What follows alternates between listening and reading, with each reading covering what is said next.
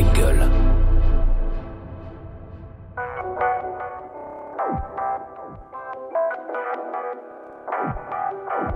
Oh shit, it's time for the featuring podcast, bro. Hey, c'est Driver. Bienvenue sur le podcast featuring dans lequel je recevrai un invité spécial à chaque épisode. Rappeur, producteur, DJ, beatmaker, homme de l'ombre. Une vraie conversation d'1 heure remplie d'anecdotes comme tu les aimes. Et ça, je te le garantis. C'est clean. Featuring your favorite rapper's favorite podcast. Bienvenue dans le podcast featuring, je suis Driver et comme on a l'habitude de dire ici, featuring parce qu'on est toujours en featuring avec quelqu'un et aujourd'hui nous sommes en featuring, comme vous voulez d'entendre le gimmick, avec Calbo. Calbo, comment vas-tu? Très bien. Quand tu fais tchit normalement, il y a... Ouais. Comment tu vas C'est pour les initiés, ça c'est pour les initiés. Mais je connais, normalement tu dois mettre le ya. Bon, Calbo, t'es là déjà parce que tu sors un livre qui s'appelle Quelques gouttes de plus. Voilà. Où tu reviens un peu sur ta carrière. Oui. C'est ce qu'on fait ici. 25 ans de carrière. C'est pas rien. Ouais. Et c'est ce qu'on fait aussi ici. Donc, on a besoin de connaître ton parcours sans que tu spoiles trop parce que il faut aussi que les gens aillent prendre le livre, hein, qu'ils aillent l'acheter. C'est le but. J'ai la technique. Voilà. Tu racontes sans raconter. Faut donner envie. Ouais. Faut donner envie. Donc, j'aimerais qu'on revienne on commence par le début, mais ici, le début, c'est le moment où le rap rentre dans ta vie. Oui. Donc déjà, comment il arrive dans ta vie? Mais déjà, comment il arrive dans ma vie, comme un peu tous les jeunes du quartier, avec tout ce qu'on écoutait. Bon, là, on parle du rap en lui-même, c'est-à-dire que nous, on écoutait donc à Villers-le-Bel le rap qui se faisait à l'époque. C'est je dénonce les... On a commencé vraiment dans le début de la Zulu Nation, mais en vrai, sans rentrer dans la Zulu. Ouais. Donc, juste après, nous, on arrive avec les Beastie Boys, les MDMC, les tu vois, voilà, toute cette génération-là, quoi. Ok. Donc, vous écoutez ça au quartier, tout ça? Voilà, ça breakait, l'époque du break, du grave, tout le monde avait son tag. C'était quoi ton tag? C'était RSB1. Aïe, aïe, aïe. Tout un programme. Tout un programme. Ok. Et donc, tag, t'as breaké aussi? J'ai breaké aussi. Okay. J'avais le début de la coupole, mais j'ai jamais fini. Que le début. Que le début. Le départ. Okay, en téléchargement, quoi. Très bien. Et le rap, à quel moment, comment, pourquoi? Ben le rap, en fait, à l'époque, si tu veux, c'était un peu la Détroit du mouvement hip-hop. C'est-à-dire, il y avait les graffeurs qui étaient là, il y avait à notre époque, c'était les danseurs qui étaient les champions. C'était eux, les GBF, c'était les stars du quartier, de la ville. Ça passait des fois sur TF1, ça machin. Et après, il y avait les DJ qui faisaient un peu le tour des salles ou dans des après-midi qui mixaient tout ça. Et le rap, c'est écrire en français, c'était pas encore le truc, tu vois. Et nous, on a préféré faire ça parce que voilà, on était un peu plus fort dans le rap, dans l'écriture que dans le break ou le DJing, tu vois, ou la danse. Ok. Mais il y a des gens avant vous qui vous ont montré que c'était faisable en français? Bien sûr, bien sûr. On parle d'une époque où c'était rap américain. Nous, on fait partie justement on arrive dans une ville, Villers-le-Bel, qui est collée à Garches-Sarcelles. Donc, c'est 3 villes vraiment collées. Gonesse, Garches, Sarcelles, Villers-le-Bel. Il y avait déjà nos petites stars du coin. Donc, on commençait déjà. Nous, par exemple, à Villers, c'était Saxo. C'était... L'homme à la brosse à dents. Voilà, c'était Turbo et DRG. Voilà. Donc, nous, on avait déjà ces gars-là. Donc, on les voyait. C'est eux qui nous ont un peu montré qu'on pouvait écrire du rap en français. Ok. Voilà. Et à côté, le cousin Passy avec Ministère Amer. Donc, il y a Ministère Amer à Sarcelles, et Passy, c'est votre cousin. Voilà. Et donc, lui, des fois, quand il passe à la maison, il nous faut écouter un peu les morceaux du Ministère, un peu avant tout le monde. Ok. Et nous, on est pris par cet exercice et on commence à gratter un peu la feuille, tu vois. Voilà. Quand tu dis nous, donc, il y a Lino qui est ton frère, mais il y a d'autres gens. Vous avez un groupe, On a un groupe qui s'appelle les PBMC à l'époque. Si tu peux dire ce que ça veut dire aux gens. Je le dis dans le livre. Là, attention, cette Nico, il est venu ici, il a déjà balancé une partie. Tu vois, dans le public, dans PBMC, en fait, si tu veux, c'est PBMC. PBMC parce que voilà, on était très anglophone à l'époque. Et PBMC, on avait commencé, ça voulait dire presse bien mes couilles. Et après, ça a changé. C'est passé à plus beau mec du continent. Mais comme je dis dans le livre, il n'y avait pas trop de beaux gosses, donc on a vite changé. Okay. Après, c'est passé à PBMC. C'est resté des initiales, en fait. Voilà, ok. Et donc, dans les PBMC, on avait un pote à nous qui s'appelait Richie Bonap. Ouais. Au début, on a commencé à rapper avec lui. C'est-à-dire, c'était Lino, moi et Richie. Très bien. Et donc, on grattait la feuille comme ça pour s'amuser, tu vois, pour faire les cons dans la MJC et dans le bâtiment. Ok. Donc moi, je vis dans la ville voisine, je suis à Sarcelles. Ouais. Donc j'entends qu'il y a des mecs, les PBMC. Ouais. J'entends qu'ils organisent des après-midi ou des soirées. Ouais. J'entends qu'ils rappent, tout ça. Il faut en parler. Arrête-toi. Arrête-toi sur les après-midi. En fait, ce que Driver ne dit pas, c'est que nous, on avait créé des après-midi avec le centre. On avait une salle dans notre centre. Et on avait créé une après-midi qui était très connue du coin. C'est-à-dire que nous, le truc qui attirait un peu tous les gars dans nos après-midi, et les meufs aussi, c'était que la séquence Zouk, on la faisait dans le noir total. C'est-à-dire aucune lumière, vous dansez dans le noir total. Donc on n'a jamais su ce qui s'est passé. Qui a fait quoi? Ce qui se passe à Villiers reste à Villiers. Tu devais trouver une meuf avec une bougie ou un briquet, et après on éteignait, on interdisait la lumière. Noir total, c'est-à-dire en aveugle. Donc là, ça. Je finissais, je sais pas comment, mais je sais que quand on nettoyait la salle à la fin, il y a des odeurs bizarres. Non, mais en plus, à Villiers, vous aviez des meufs, quand même. Ah ouais, il y avait un niveau. Non, c'était ça le truc, en fait. Donc voilà. Et à un moment, moi, j'entends les PBMC, les rappeurs de PBMC, ils partent faire un concert, une tournée en Hongrie. Et là, j'ai rien compris. C'est pour ça, là, tu vas m'expliquer. Ouais. Parce que une période où c'est pas comme aujourd'hui, le rap français, c'est partout. C'est une période où le rap français est nulle part. Nulle part. Des mecs qui n'ont pas sorti de disque. Ouais. Qui sont pas sur les radios comme Radio Nova, le Dynasty, tout ça, vous étiez pas dessus. Ils partent en tournée en Hongrie, dans un endroit où on ne parle pas français. Ouais. C'est quoi cette histoire? En fait, ça, c'est sorti du crâne d'un animateur du centre culturel du Puy de la Marlière à Villiers qui s'appelait Miguel Segui. Donc, il arrive avec son style un peu d'indien, comme ça. On l'a propulsé dans les cités qu'il ne connaissait pas. Et un jour, il s'est dit, je vais emmener, donc, je vais faire un voyage en Hongrie. Donc, c'était son projet. Mais pourquoi la Hongrie? Et donc, lui, il nous regardait. Là, on était tout le temps ensemble. Ça jouait au ping-pong, ça faisait les cons, machin. Il a dit, vous faites quoi? Il y avait des danseurs, ok. Il y avait des DJ, un DJ. Mais les rappeurs, il y a des rappeurs aussi, ouais. Donc, on grattait la feuille. On dit, ouais, on rappe un peu, on écrit. Il dit, réunissez-vous, faites-moi un petit show et je vous emmène en Hongrie. Comme ça? Comme ça. Donc, c'était même nous en Hongrie. T'imagines, tu crois que si tu demandais à un mec du quartier le premier endroit qu'il voulait aller, c'était en Hongrie. Jamais. En plus à l'époque là, je crois que c'était suspect là-bas. C'est clair. Ah ouais, c'était c'est clair. À côté de l'Autriche, je sais pas si vous avez vu un Renoir depuis combien de temps. Et là, on devait partir une quinzaine comme ça en Hongrie. Et on dit vas-y, on y va. Et comment ça s'est passé là-bas? Et donc direct on monte le show vite fait caca. On est même sponsorisé par Reebok. Ah ouais. Il y a FR3 qui nous suit, donc il avait bien fait son truc. Sponsorisé par Reebok, bien avant le secteur. Ah oui, on avait des pompes avec les qui ont gonflé là, tu vois, les pumps. Les pumps. Ok. On avait des survêtements, des casquettes, tout en Reebok. Et puis tout ce que je dis là, on peut le trouver sur YouTube, tu vois. Ouais. Donc on allait en Hongrie, on faisait des concerts un peu partout sur des places. On passait, ce qui était marrant, c'est qu'on passait des places, des villes, des villages, à des salles où il y avait des meufs en robe de soirée. Et là, ça t'en laissait tout mélangé. Ils disaient Parisi Rap Group. Parisi Rap Group. Quand on était là, il y avait des mecs qui dansaient, un DJ et nous on rappait avec le fameux Richie Bonap. Mais vous avez quel âge à ce moment-là? On était jeunes, on était, je sais pas, franchement, maintenant les âges c'est chaud, mais de 17, 18 ans quoi. Et encore, je sais même pas si on avait 18 ans. Et voilà, donc on se retrouve à Debrecen, on se retrouve sur le bord du Danube à Budapest. Mais un truc de ouf. Et là on découvre un pays, mais je t'ai dit c'était un truc de ouf. On est parti en train. Il y a un truc il y a une anecdote de ouf, c'est qu'à un moment donné on est dans les trains couchage comme ça, donc eux ils avaient pas vu des Renois depuis longtemps. Et quand on passe l'Autriche, les douaniers ils montent, tu vois. Moi je me suis créé en 42.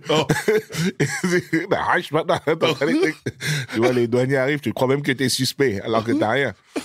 Tu vois, les mecs ils sont là et on traverse comme ça et tu vois, quand tu regardes par la fenêtre comme ça, tu ah ouais, d'accord. Quand t'arrives en Hongrie, bim. Donc mais bon. Mais à ce moment-là, vous avez fait déjà des concerts avant en France? Non. 0 concert. Vous commencez C'est-à-dire, directement on commençait en direct par Hongrie. une tournée internationale. Direct. On commence par la Incroyable. Hongrie, direct. On avait fait peut-être 2 petits shows dans la MJC, vite Oh, fait. vite fait. Mais on commence par la Hongrie, direct. Ok.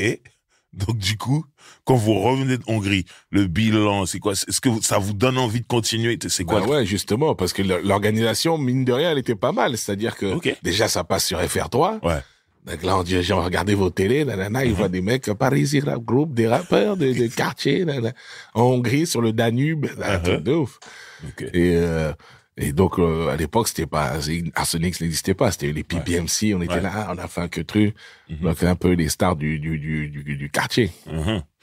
Qu'est-ce qui se passe après en termes de rap? Comment vous avancez à partir de ce moment-là? En termes de rap, on est toujours dans l'inconnu, c'est-à-dire, on est toujours dans le hobby. C'est-à-dire, on est toujours dans le, on s'est jamais projeté en tant que star du rap, on s'est jamais, quand on a fini ce truc, allez, on est retourné mec de cité, et voilà. Voilà, vous faites Tu traînes en votre bas, vie, tu craches par terre, tu reviens. Moi, heureusement, j'avais eu le foot, moi, tu vois, donc, qui me faisait un peu bouger. Et on s'est jamais projeté, pas plus loin que le quartier, quoi. Ok. Qu'est-ce qui va accélérer les choses vers le professionnalisme tout doucement? Donc, ce qui va accélérer les choses, c'est encore une fois, c'est pas de notre faute. C'est plutôt, ça a accéléré dans la tête de Kenzie. Donc, si tu veux, là, on fait un gros Mais avant Kenzie, il y a eu des choses. Avant Kenzie, non, mais si tu veux, comme je t'ai dit, à aucun moment on s'est projeté, nous. Mais par exemple, il y a la compilation Desh. Donc là, c'est précis. Donc, si tu veux qu'on arrive... Non, mais j'ai besoin qu'on arrive jusque-là. Comment, par exemple, vous arrivez chez Desh? Calme-toi, garde ton sang-froid. Comment vous êtes... Non, tu as voulu sauter. Tu veux parler de Kenzie, je sais pas, tu vas Donc, trop vite. En fait, quand on arrive, je sais pas si on peut appeler ça le professionnalisme, puisque nous-mêmes, on n'y croit pas. Ouais. Donc, Non, mais c'est sur la route. Vous êtes sur la donc, route. si tu veux, nous... Il y a un disque qui se prépare. Donc, si tu veux, justement, pour quand on revient de Hongrie, on est un peu, attends, on est les stars du quartier, on aimerait bien avoir une musique à nous, parce qu'à l'époque, on chantait sur les phases tu B. vois, sur les phases B, des morceaux. Ouais. On écrivait dessus, avec le rec, le fameux rec sur le poste, machin. Et un jour, on dit, on aimerait bien avoir une musique à nous, qu'on puisse écrire, et c'est à nous. Et donc, on va voir Abdou, qui était le gars des GBF. GBF, ouais. La star des GBF à l'époque. Il habitait à Villers-le-Bel, à côté de chez nous. Il était danseur et DJ. Voilà. Et on lui dit, ouais, t'as pas un gars qui fait des musiques? Il dit, si, ben, justement, je fais une soirée demain chez moi. Et il y a un gars qui va arriver, qui s'appelle Desh. Lui, il fait je sais qu'à Sarcelles, il fait des musiques. Ouais. On a dit, ok, donc on va venir voir Desh. Et on va voir ce Desh et puis on va lui demander. Il dit, venez à la maison et puis vous lui demandez. Ok. Vous lui posez la question. Et donc, on arrive chez le fameux Abdou et on voit Desh. Donc, mon gars Desh qui nous prend un peu qui nous regarde un peu du coin de, parce que, qui dit, là, c'est qui ça? Tu sais qu'à l'époque, rapper en français, mis à part Ministère Amer, il y avait personne. C'est clair. Dans notre coin. Ouais. Donc, quand tu vois des rappeurs français, pour toi, c'est des ovnis. Tu dis, ah bon, vous rappez, vous? Donc, c'était un peu ça, son truc. Okay. Ah ouais, ok. Donc, il nous dit, venez chez moi. Je vais vous faire écouter des sons. Ok. Donc, déjà, on a gagné ça. Et nous, on arrive chez lui, donc, à Sarcelles. Il nous fait écouter des musiques. Mais on comprend bien que c'est une musique que personne veut. Et en fait, il nous fait comprendre qu'il fait une compilation. Voilà. Et que là, il reste un morceau, mais un peu le morceau que personne veut. Ok. Tu vois, lui, il s'est pas pris la tête à faire. Les sons qu'il a fait, c'était pour sa compilation. Ouais, je vois. S'il en avait fait quand même, je sais pas combien de groupes il y avait dans la compile. Ouais, du monde. Et il restait ce morceau, le fameux morceau, la musique de Baltrap, qui restait. Okay. Et il nous dit, ouais, vas-y, rappez. Dans sa chambre, là. Et nous, donc, on rappe, Il voit, quand même, hein. Ah ouais. Donc, il s'est dit, moi qui pensais que, ben, quand même, mais ça. Il y a un niveau. Ouais. Il y a un niveau. Donc, il dit, écoutez, moi, il me reste ce son, parce qu'il aimait bien aussi le son. Il dit, venez le poser en studio. Donc là, du coup, on se retrouve, le mec de cité, on rappe sur les phases B. Vous avez déjà fait du studio? On n'a jamais fait du studio. Ok, c'est ça le truc. Et c'était là où, justement, il nous dit, venez en poser en studio. C'est la première fois de notre vie qu'on est arrivé dans un studio. Ok. D'enregistrement. Donc, on est sur le chemin du professionnalisme. Donc, comment vous vous en sortez? On arrive dans ce studio, je sais pas, c'était vers Colombes. Exactement. Si mes souvenirs sont Une bons. patinoire. Ouais. Et donc, on arrive là-bas, on pose le morceau, tac, et bonjour, salut, au revoir. Ok. Vous avez fait vos trucs, vous avez pas galéré, c'était la première fois aussi en studio. Ouais, mais j'ai pas souvenir qu'on ait galéré, parce que bon, on te met le micro, tac, vas-y, tac, ouais, c'est comme ça, oh, j'entends ma voix, oh, ah ouais. Plus aigu. Après, on arrive, tac, on pose. Mais comme on écrivait déjà un peu dans la chambre, dans nos délires, donc, c'est passé.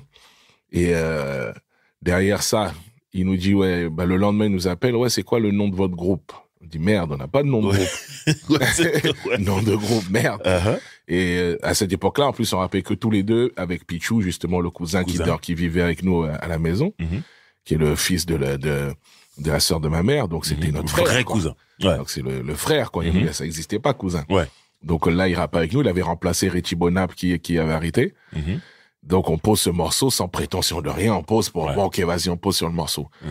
Et après, en rentrant, il nous dit, c'est quoi le nom de votre groupe? On dit, merde, on n'a pas de nom de groupe, nous. On n'a pas de groupe. Après, on a cherché plein de noms. On a dit, bon, vas-y, on te rappelle demain, on te dit ça. Okay. Donc, toute la nuit, on a cherché, bam, jusqu'à le fameux Arsonic de l'art sonique.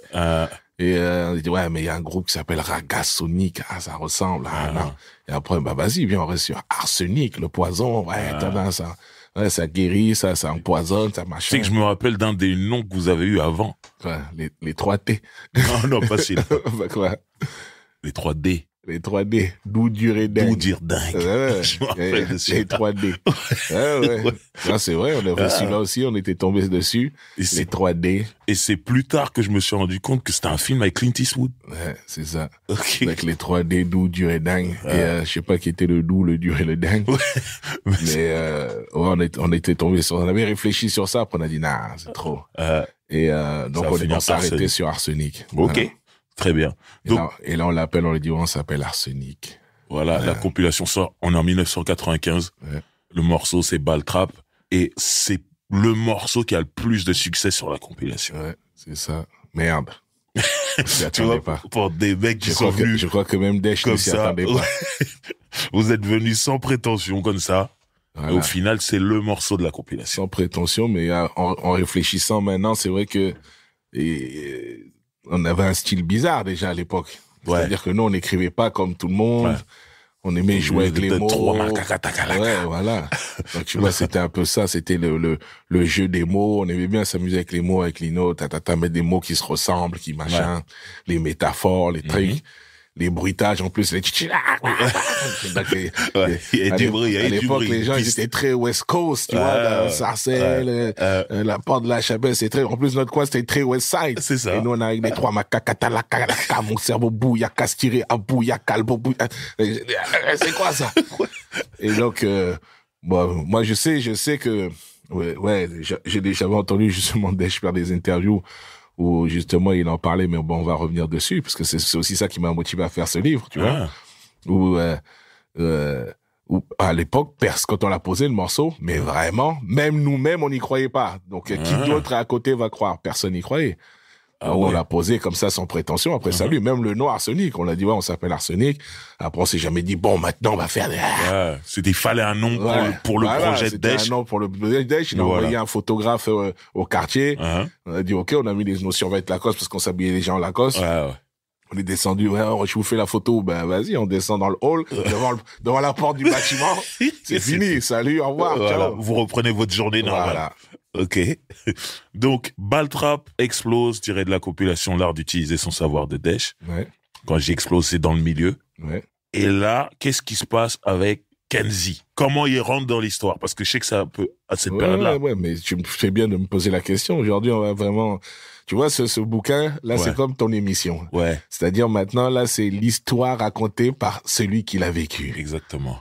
Donc, moi, comme je l'ai vécu, je le raconte de mes yeux. Exactement. D'autres personnes vont vous raconter l'histoire. Peut-être une autre histoire. Leur version, je sais pas où ils étaient, s'ils étaient sur mon épaule quand je prenais mes décisions.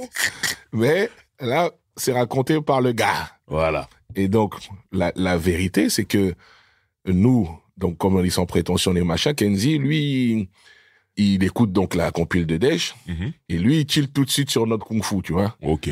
Le kung-fu compliqué, 3 macaca, mon cerveau bouyaka, stiré à bouyaka, le beau bouyaka, sur le maïka, yaka. Donc, il dit, oh, lui qui est très, très, très cérébral, tu vois, il est là, il a capté un truc. Il a dit, il est compliqué le truc, mais il y a un truc. Et il dit, il va voir Desch, il dit, il y a un groupe dans ta compile qui m'intéresse. Donc Desch, il y avait plein de groupes que Desch, peut-être qu'il avait penser bosser avec, tout ça, machin. Il dit oui, un tel. Il dit non. Kenzie dit non, eux, là, les gars de Villiers, là. Arsenic, là. Il dit, vas-y, ouais, tiens. Je sais pas comment les trouver, je sais pas. Ça y est, on a posé, on est parti. Vous avez disparu. Ouais, il y avait pas de portable à l'époque. Ouais, c'est clair. Salut, tu vois, c'est fini. Et Kenzie dit, bon, attends, il y a un gars VR qui habite à Villiers-le-Bel, qui traînait avec Ministère Hammer, c'était un gars de Villiers-le-Bel. Bob Cal. Et il lui dit, tiens, je vais appeler VR, et retrouve-moi les mecs d'Arsenic. Et donc, c'est VR qui vient nous voir, il nous dit, ouais, il y a mon gars Kenzie qui veut vous voir à Sarcelles, à la secte, vers chez Bouboule, là-bas, dans un hall comme ça pue la pisse, il y a des pitbulls partout, Moi, à l'époque, j'avais un CDI en électrotechnique, à Cergy, et je jouais au foot, tu vois. Donc, je prenais un petit billet aussi au foot, comme ça, en scred. Donc, j'étais bien, moi. Donc, quelque part, moi, contrairement à Lino, tu vois, Lino qui était à fond dans le peura et notre vie du tchékard.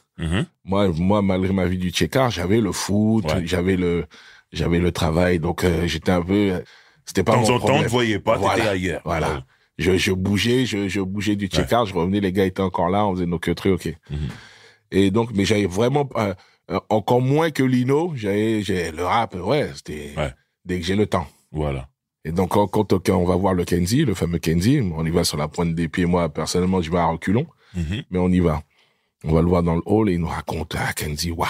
Donc, le gars qui est toujours, ici, il a 5 coups d'avance. Les gars, n'allez plus à l'NPE. Les gars, arrêtez tout. Black Power, on y va. Moi, j'ai entendu votre kung fu. Bon, moi, je rêve de monter un truc, secteur A. Voilà. Ça n'existe pas encore. Voilà, ça n'existe pas encore. Il est dans un hall qui pue la piste, quoi. Il a un sac à dos, il a pété des disques dans la maison de disques. Des CD, il nous donne, il y a de tout, des Annie Cordy, des machins. Et il nous dit, et tac, il nous parle, Black Power, on y va, on se réunit. Votre style, il est trop compliqué. Parce que j'ai capté votre style. Mais c'est des gars comme vous qui me manquaient. Moi, j'ai Ministère Hammer, j'ai les nègres marrons, il y a Gynéco avec nous, et il me manquait des gars comme vous. 2 gars du tchékard comme ça, 3, là, on était 3. Et moi, je l'écoute comme ça, je dis, mais qu'est-ce qu'il me raconte? Il est sérieux, lui? Ce noir à lunettes, là? De quoi il me parle? Et je voyais mon frère à côté, Lino, moi, Lino était plus dedans. Voilà, puisqu'en plus, le mec vient, il nous dit, j'ai étudié votre kung fu, il est compliqué. Bon, vous savez, moi, je sais déjà comment on va faire. C'est-à-dire, il vous laisse même pas parler. Il a déjà tout est carré dans sa tête. Il a un plan.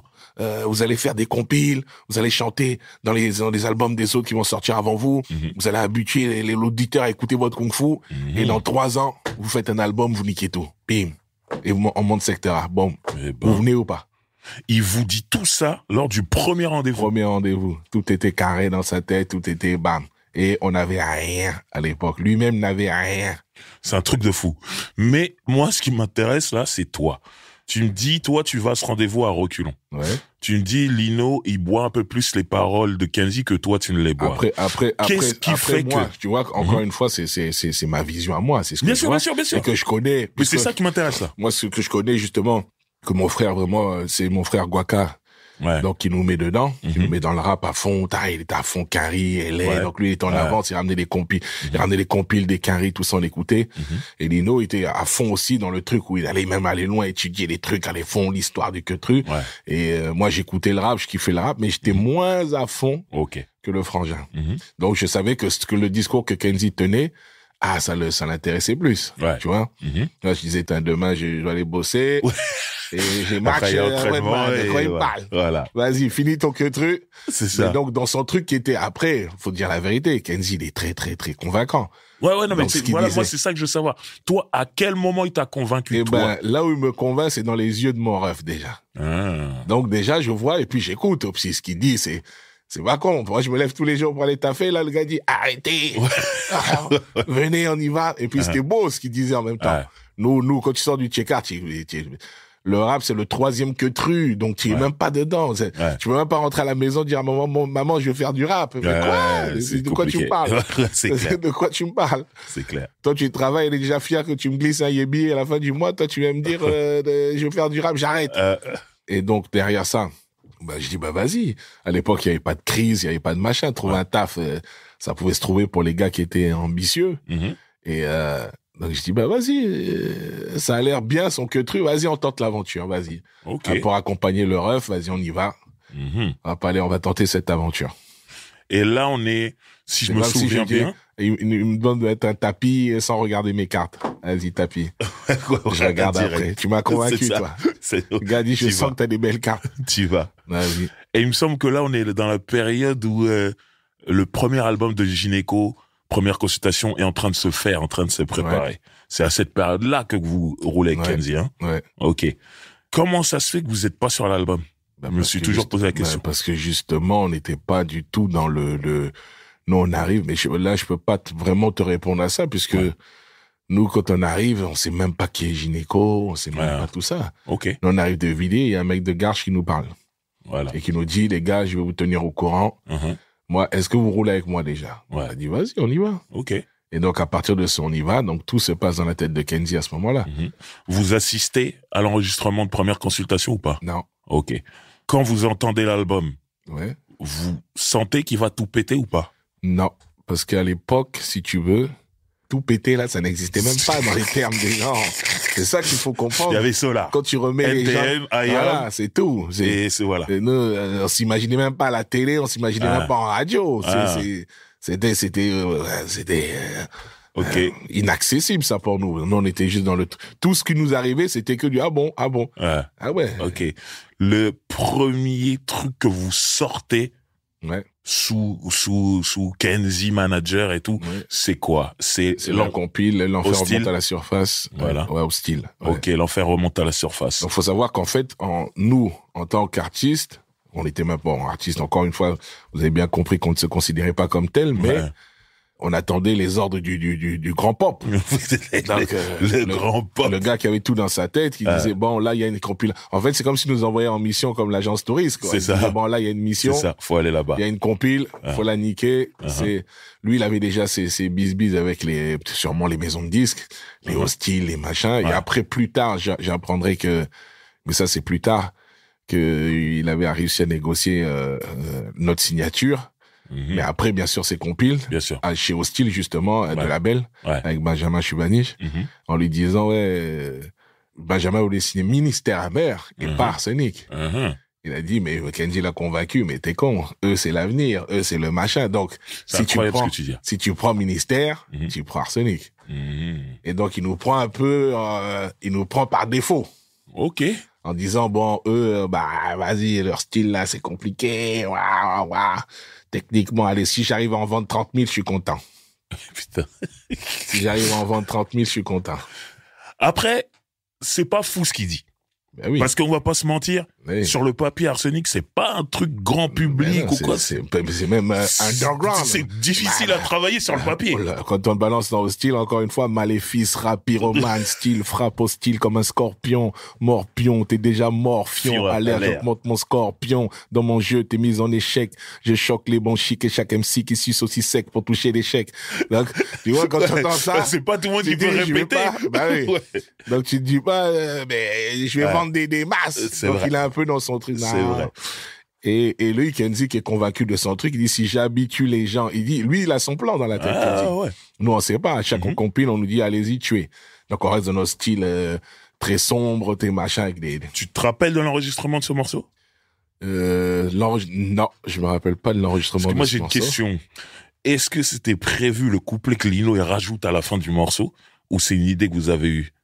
Dans l'enfer remonte à la L'enfer surface. remonte à la surface. À la fin, il y a un couplet. Et même Kenzie l'arrête. Oh, faut regarder. Non, le ça- truc. non, C'était ça- prévu ou pas ça? Non, c'était prévu. Ok. Mais en fait, si tu veux, à l'époque, ça se faisait sans calcul, les morceaux. Ouais. Il y avait pas Ok. de structure, il y avait, Ouais, on pouvait rapper 32, lui fait un 24, C'est lui ça. fait un 55. Uh-huh. Donc, tu vois, il y avait pas de structure comme aujourd'hui. On fait des 12, on fait des 8, Ouais. faut des 3 minutes. Il y avait pas de ça. Ouais, tu rappais seulement. Tu ça, rappais t'avais- seulement. Ok, très bien. Allez, comme Lino avait une abondance de lyrics, C'est moi, il quoi? avait toujours plus Bah, dans les bagages. Il allait pas au foot, Bah il allait oui, pas au bah travail. oui. Non, on a eu Il des était sacs là. à dos, il arrive avec des valises roulantes, tu vois.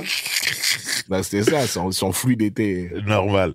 Du coup, je me souviens qu'après, c'est L432, la compilation L432. Ouais, très belle histoire. Rime et châtiment, comment ça arrive, ça? Je crois que c'est le moment où on a dit, bon, Arsenic, vraiment, les gars. Parce qu'encore, dans Hostile, c'était très, très sombre aussi. Ouais. Mais là, on a déployé toute la technique d'Arsenic dans L432, Rime et Châtiment. Donc, comment ça se passe? C'est le côté adverse, entre guillemets. Donc, Sébastien Farran qui fait une compilation. Quand tu dis côté adverse, faut préciser. Voilà, parce que Sébastien c'était le manager Farran. des NTM et il y avait un conflit entre ministère Hammer et NTM Voilà. qui couvait depuis longtemps. Et bon, nous, on n'était pas au courant. Nous, on est le village gaulois, Villiers-le-Bel, dans notre coin. On sait pas c'est quoi leurs histoires, Sarcelles 9-3 là-bas. C'est Nous, clair. on nous appelle comme l'agence touriste, tu vois. Voilà. Donc, encore une fois, coup de fil du grand pop. Hey, les gars, il y a une compile qui se fait, allez tuer là-bas. Donc, attends, je suis obligé de t'arrêter. Donc, Sébastien Farran, Ouais. il a contacté Kenzie. Sébastien Farran d'NTM, il a contacté Kenzie Voilà. du ministère Donc, Hammer. donc, je me mets dans la peau de Pharaon à l'époque, il doit se dire, il y a deux gars là-bas. Tu vois? Il y a secteur A, mais il y a deux gars bizarres là-bas. C'est quand même un truc de hein? fou. Donc, Ça veut dire ils mettent leurs petits donc, tu problèmes connais. de côté. Voilà, il y avait beaucoup de pistons à l'époque dans les compiles. Et il y avait sûrement plein de mecs de chez eux dans la Ouais, compile bien sûr. de L432. Mais il a dit, j'aimerais bien glisser les deux mecs d'Arsenic là, dedans. Ok. Et Kenzie connaissait ces animaux, donc il a appelé, il a dit, les gars, il y a une compile, allez tout niquer dedans. Voilà. Et cette fois, on n'était plus 3, on était 2. Et avec Lino, donc on fait d'où l'intro, faites attention, ils sont 2, ils ne un font pas de cadeaux. Et un changement important, c'est que sur L'Enfer remonte à la surface, dans Hostile, c'est Getch qui fait la musique. Ouais. Et là, c'est Jimmy Finger pour la première fois dans L432, si je me trompe pas, c'est ça? Ouais, tu vois, c'est ça qui est bien. Heureusement que j'ai fait ce bouquin, et que ce bouquin, c'est tous mes souvenirs. Donc celui qui a fait la musique de L432, je ne me rappelle plus. Ah, c'est pas Jimmy encore. Non, c'est pas Jimmy Ok. encore. Ok. Je sais pas, peut-être je me trompe, mais c'est pas Jimmy, je crois. Ok, très bien. Hostile, L432, c'est 2 grosses compilations de rap français. Vous êtes présents dessus. Voilà. Vous faites votre bruit. Ouais. C'est à ce moment-là que la signature, elle se déclenche. Ah, c'est là, parce que là, bon, déjà, comme je t'ai dit tout à l'heure, c'est plus Kenzie qui a convaincu pour la signature avec des bons arguments dont il a le secret, que notre propre talent qui a fait qu'on a signé, tu vois. Ok. Mais c'est ça un manager aussi, il faut ça. Ah oui. C'est pas que... Dans ses yeux, lui, il le sait. Ouais. Lui, il le sait. Ok. Nous, on le sait pas encore, mais il nous le dit tous les jours. Donc, Ok. il nous dit, vous êtes les meilleurs, vous êtes forts, là. Bah, à un moment, tu finis par y croire. Mais sans, encore une fois, croire, nous, jusqu'au jour de la sortie de l'album, on se demandait pourquoi les gens vont se lever le matin, aller à la FNAC, prendre le CD de 2 mecs du 6e chaudron. T'as vu? Pourquoi? Donc, à l'époque, il n'y avait pas les réseaux sociaux, les machins, donc tu peux se voir une tendance, on vous aime. Ouais. Non, Ouais, nous, là, on on était sait pas, tu sais pas. on ça a va. Villiers-le-Bel, tu connais, Ouais. Driver, t'habites à côté. Bah, on fait du rap, ok, mais on n'a pas les échos, les retours, les Ouais, machins. c'est vrai. Donc, nous, on fait des compiles, des machins.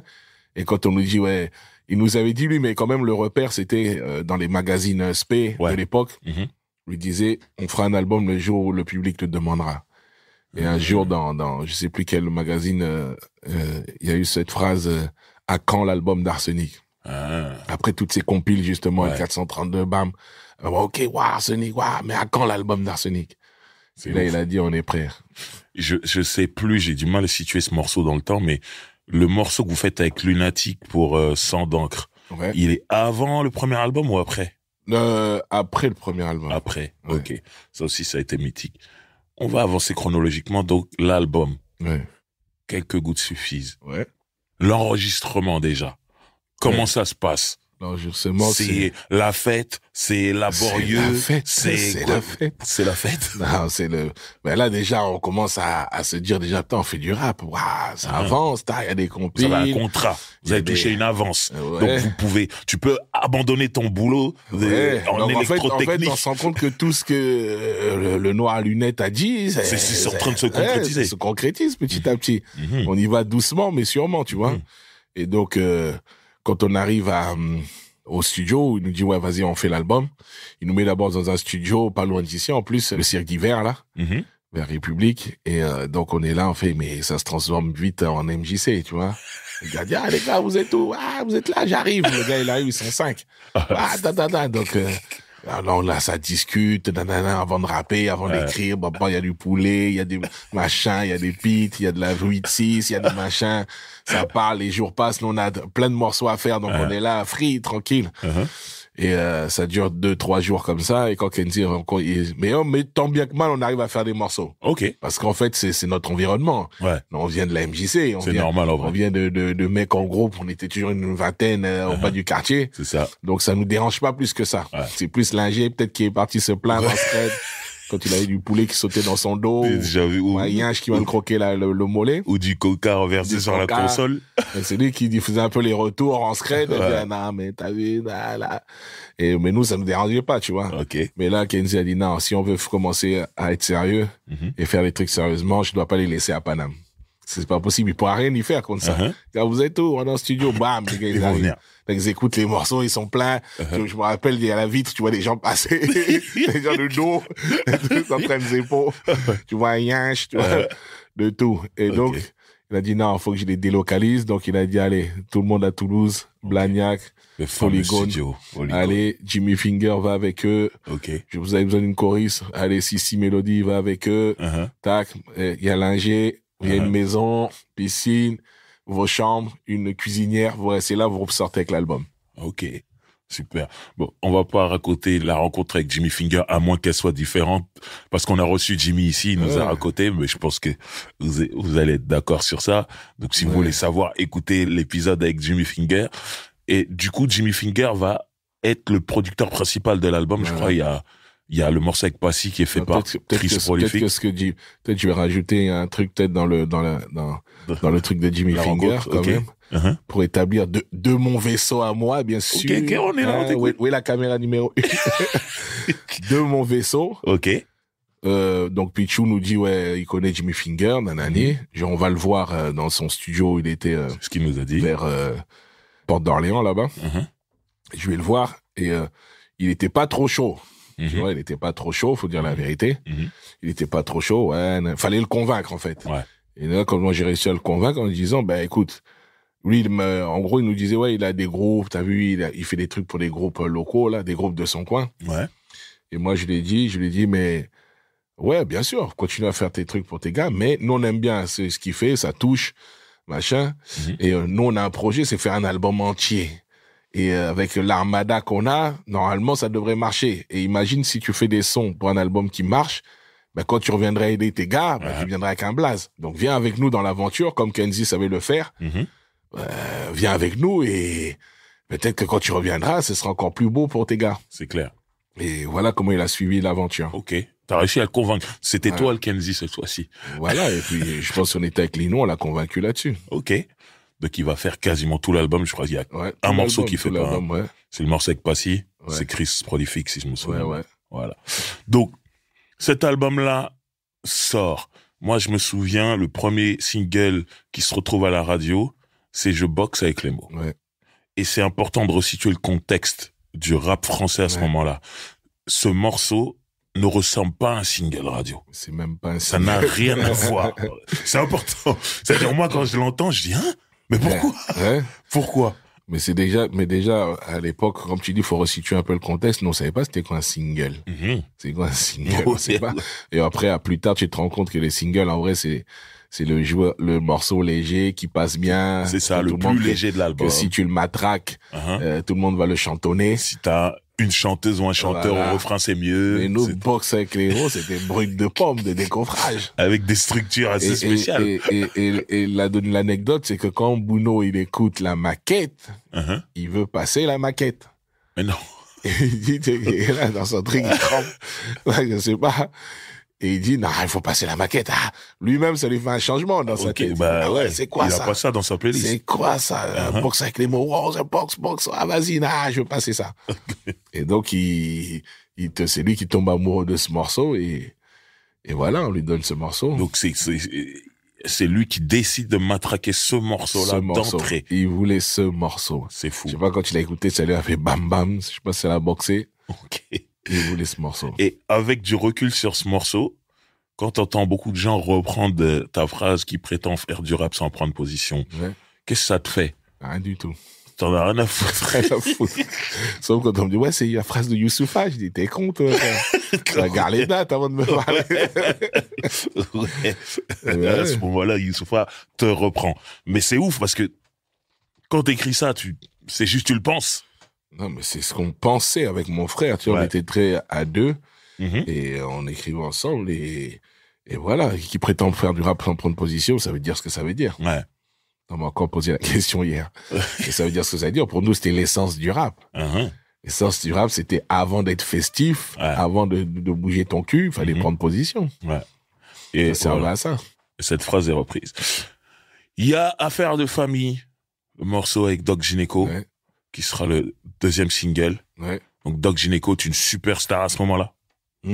Première consultation, c'est un carton et il continue d'en vendre, je sais que toi, t'avais un rapport assez spécial avec Doc Gynéco, parce que quand il commençait à faire quelques showcases, quelques concerts, c'est moi qui le baquais. C'est toi qui étais sur scène avec lui. Non, mais on était bien. Ouais. Bruno, c'était cette expérience avec ce personnage. Ouais, on a une bonne relation. Et puis lui aussi, il aimait ça. Et Bruno, c'est un mec que si t'aimes bien, et puis il faut le bouger. C'est un mec qui aime bien. Si tu le laisses comme ça tout seul, il va, vas-y, là, tranquille, il va faire son que truc. Mais si t'es bien avec lui, après il aime bien quand le motive aussi. Ok. Et moi, en tant que footballeur, j'étais un bon capitaine d'équipe. Ce mec qui secoue les gens dans le vestiaire. Et on y va, allez. Vas-y, on y va. Ok. Chica. Aïe. Ok. Donc, on revient sur l'album. Ce morceau avec Doc Gynéco prend de dingue aussi. Ouais. Il est matraqué et tout. Et il ressemble un peu plus à un single. Quand je dis un peu plus. Là, c'était la magie de Kenzie, si tu veux. C'est que le gars dit, j'ai un gars qui est bankable. Pour tirer mes gars qui sont là à côté, je vais mettre mon gars bankable et puis ainsi de suite. Et voilà. Mais c'était dans son truc quand il disait, vous allez chanter dans les morceaux des autres. Ouais. Et dans tous les gars qu'il envoyait, tous différents. Et chacun va suivre. Vous mélangez et tout. C'est vrai que vous étiez sur l'album de Nec Marron. Voilà. Sur l'album remix de Stormy Bugsy. Ouais. Et donc, voilà. Là, on est dans secteur A, la clique, le crew. Vous êtes là, vous faites vos trucs tous c'est ensemble. Un peu, en plus, quand tu vois le clip, c'est un peu voilà, là, on est arrivé, on est un peu dans le truc où, voilà. Il y a tout le monde. Nos morceaux jouent partout, on est là. Là, nous, on vient de comprendre que, là, on a des cartes gold. On a plus de Lacoste. Tu le vois dans le clip, quand tu passes de boxe avec les mots à Affaire de famille, il y a plus de sourires. Il y a plus de meufs. Le premier clip était sombre. Là, tu vois, les frères du quartier, c'est toujours les mêmes, mais dans le premier, ils avaient les mains dans les poches. Là, ils sont en l'air, ils ont des sourires. C'est ça. Ils sont dans une ressoie, tu vois. Okay. Donc, c'est différent. Là, il y a l'évolution. Le grand saut est fait. Cet album-là, bon, c'est un album qui est assez hardcore. Et qui vendra beaucoup. Alors, à l'époque, c'était 200 000. Au final, vous en avez vu combien? Au moins, presque 400. Tu vois, 400 000 pour un album aussi hardcore. Ouais. Tu vois, les gens se rendent pas compte. Une fois que c'est vendu. On dit, c'est normal. Mais c'est pas normal, en vérité. Est-ce que tu es conscient de ça, que vous avez dépassé ce qui aurait dû... attentes. Voilà. Être vendu, entre guillemets, ce qui aurait dû. Oui. Voilà. T'es conscient de ça? On en était conscient dans les yeux des maisons de disques, dans les yeux des gens, comme je le raconte même dans le bouquin. C'est là que les portes deviennent des portes coulissantes, que les escaliers deviennent des escalators. On te parle avec des sourires. Est-ce que c'est important là de rappeler que on vous signe parce qu'on voulait ministère à mer. On n'y croit pas du tout en nous. Et qu'au final, vous explosez le score dès le premier album. C'est-à-dire, je crois même très tôt dans la semaine, on fait les disques d'or. Et nous, comme je te dis tout à l'heure, quand l'album sort, on se dit, mais pourquoi les gens vont aller l'acheter? Avec Lino, je me rappelle, on était dans la chambre, on se dit, mais pourquoi un gars, il va se lever, il va dire, il va prendre cet album. On n'y croyait même pas. On se dit, waouh! Et quand on a dit, 1000, 2000, 3000, 100 000 disques d'or, en plus, on avait même eu, à l'époque, le disque de coton. Disque de coton, c'est un disque où la Snap t'envoie un disque de coton et dit les espoirs, futurs espoirs. Après les L432, tout ça. Arsenic, futur espoir. Je me rappelle même, vous avez écrit Arsenic, A-R-S-E-N-I-C-K. Donc c'est même pas bien orthographe, tellement ils s'en foutent. Voilà. Et nous avait remis ce petit disque de coton. Et après, on a reçu le disque d'or. C'est beau. Vite, on l'a vite remplacé. Voilà. Très bien. Après cet album-là, vous partez en tournée ou pas? On fait une première tournée avec Passy. Encore une fois, on reste dans le secteur A. Passy a une tournée avec sa maison de disques. Donc, et nous, on s'infiltre dedans. Tu connais, on s'incruste. Arsenic va faire la première partie de Passy. C'est quand même beau de vous retrouver finalement dans la même équipe que votre cousin, Passy. Et surtout, d'avoir à ce moment-là, au moment où vous sortez votre album, le premier, il y a quand même Passy qui marche de son côté. Voilà. Stormy qui marche de son côté. Les Nègres Marrons qui marchent de leur côté. Doc Gynéco qui marche de son côté. C'est quand même En fait, tout ce qui était estampillé secteur A, voilà. marché. Vous arrivez à ce moment-là, vous sortez à ce moment-là, c'est quand même, il y a une vraie dynamique. Vous le sentez à ce moment-là? Oui, non, le sent. Ben, on est passé du hall qui pue la pisse à un petit bâtiment vitré avec un sas, avec écrit secteur A, avec des sièges en cuir partout, des bureaux, du son bon partout, yes. Donc là, tu sens la différence, bien sûr. Les gens viennent maintenant te solliciter. Attends, tu fais des TF1, tu fais des machins, des M6, des trucs. Mais voilà, c'était énorme. Très bien. Après, il va falloir bosser sur le deuxième album. Ouais. Avec tout ce que tu viens de dire, d'énumérer les portes qui sont ouvertes, les escaliers qui deviennent escalators, les portes coulissantes, tout ça. Est-ce que ça peut embourgeoiser? Tapis volant. Est-ce que ça peut embourgeoiser? Est-ce que tu peux aller à reculons au studio? Est-ce que tu peux te dire embourgeoiser, non. Pas encore, parce que justement, par il a dit pas encore. Bah oui, par pure éducation, tu sens pas l'embourgeoisement. Tu sais, le mec de Tchekar, quand il fait un billet, la première chose qu'il fait, c'est il arrange sa chambre d'enfant. Ouais. Là, il met un plasma dedans. Et les cafards, maintenant, ils sont à l'aise. Là, Les cafards, ils sont à l'aise. Bam, là, c'est mieux. Tac, tu t'arranges d'abord ton endroit.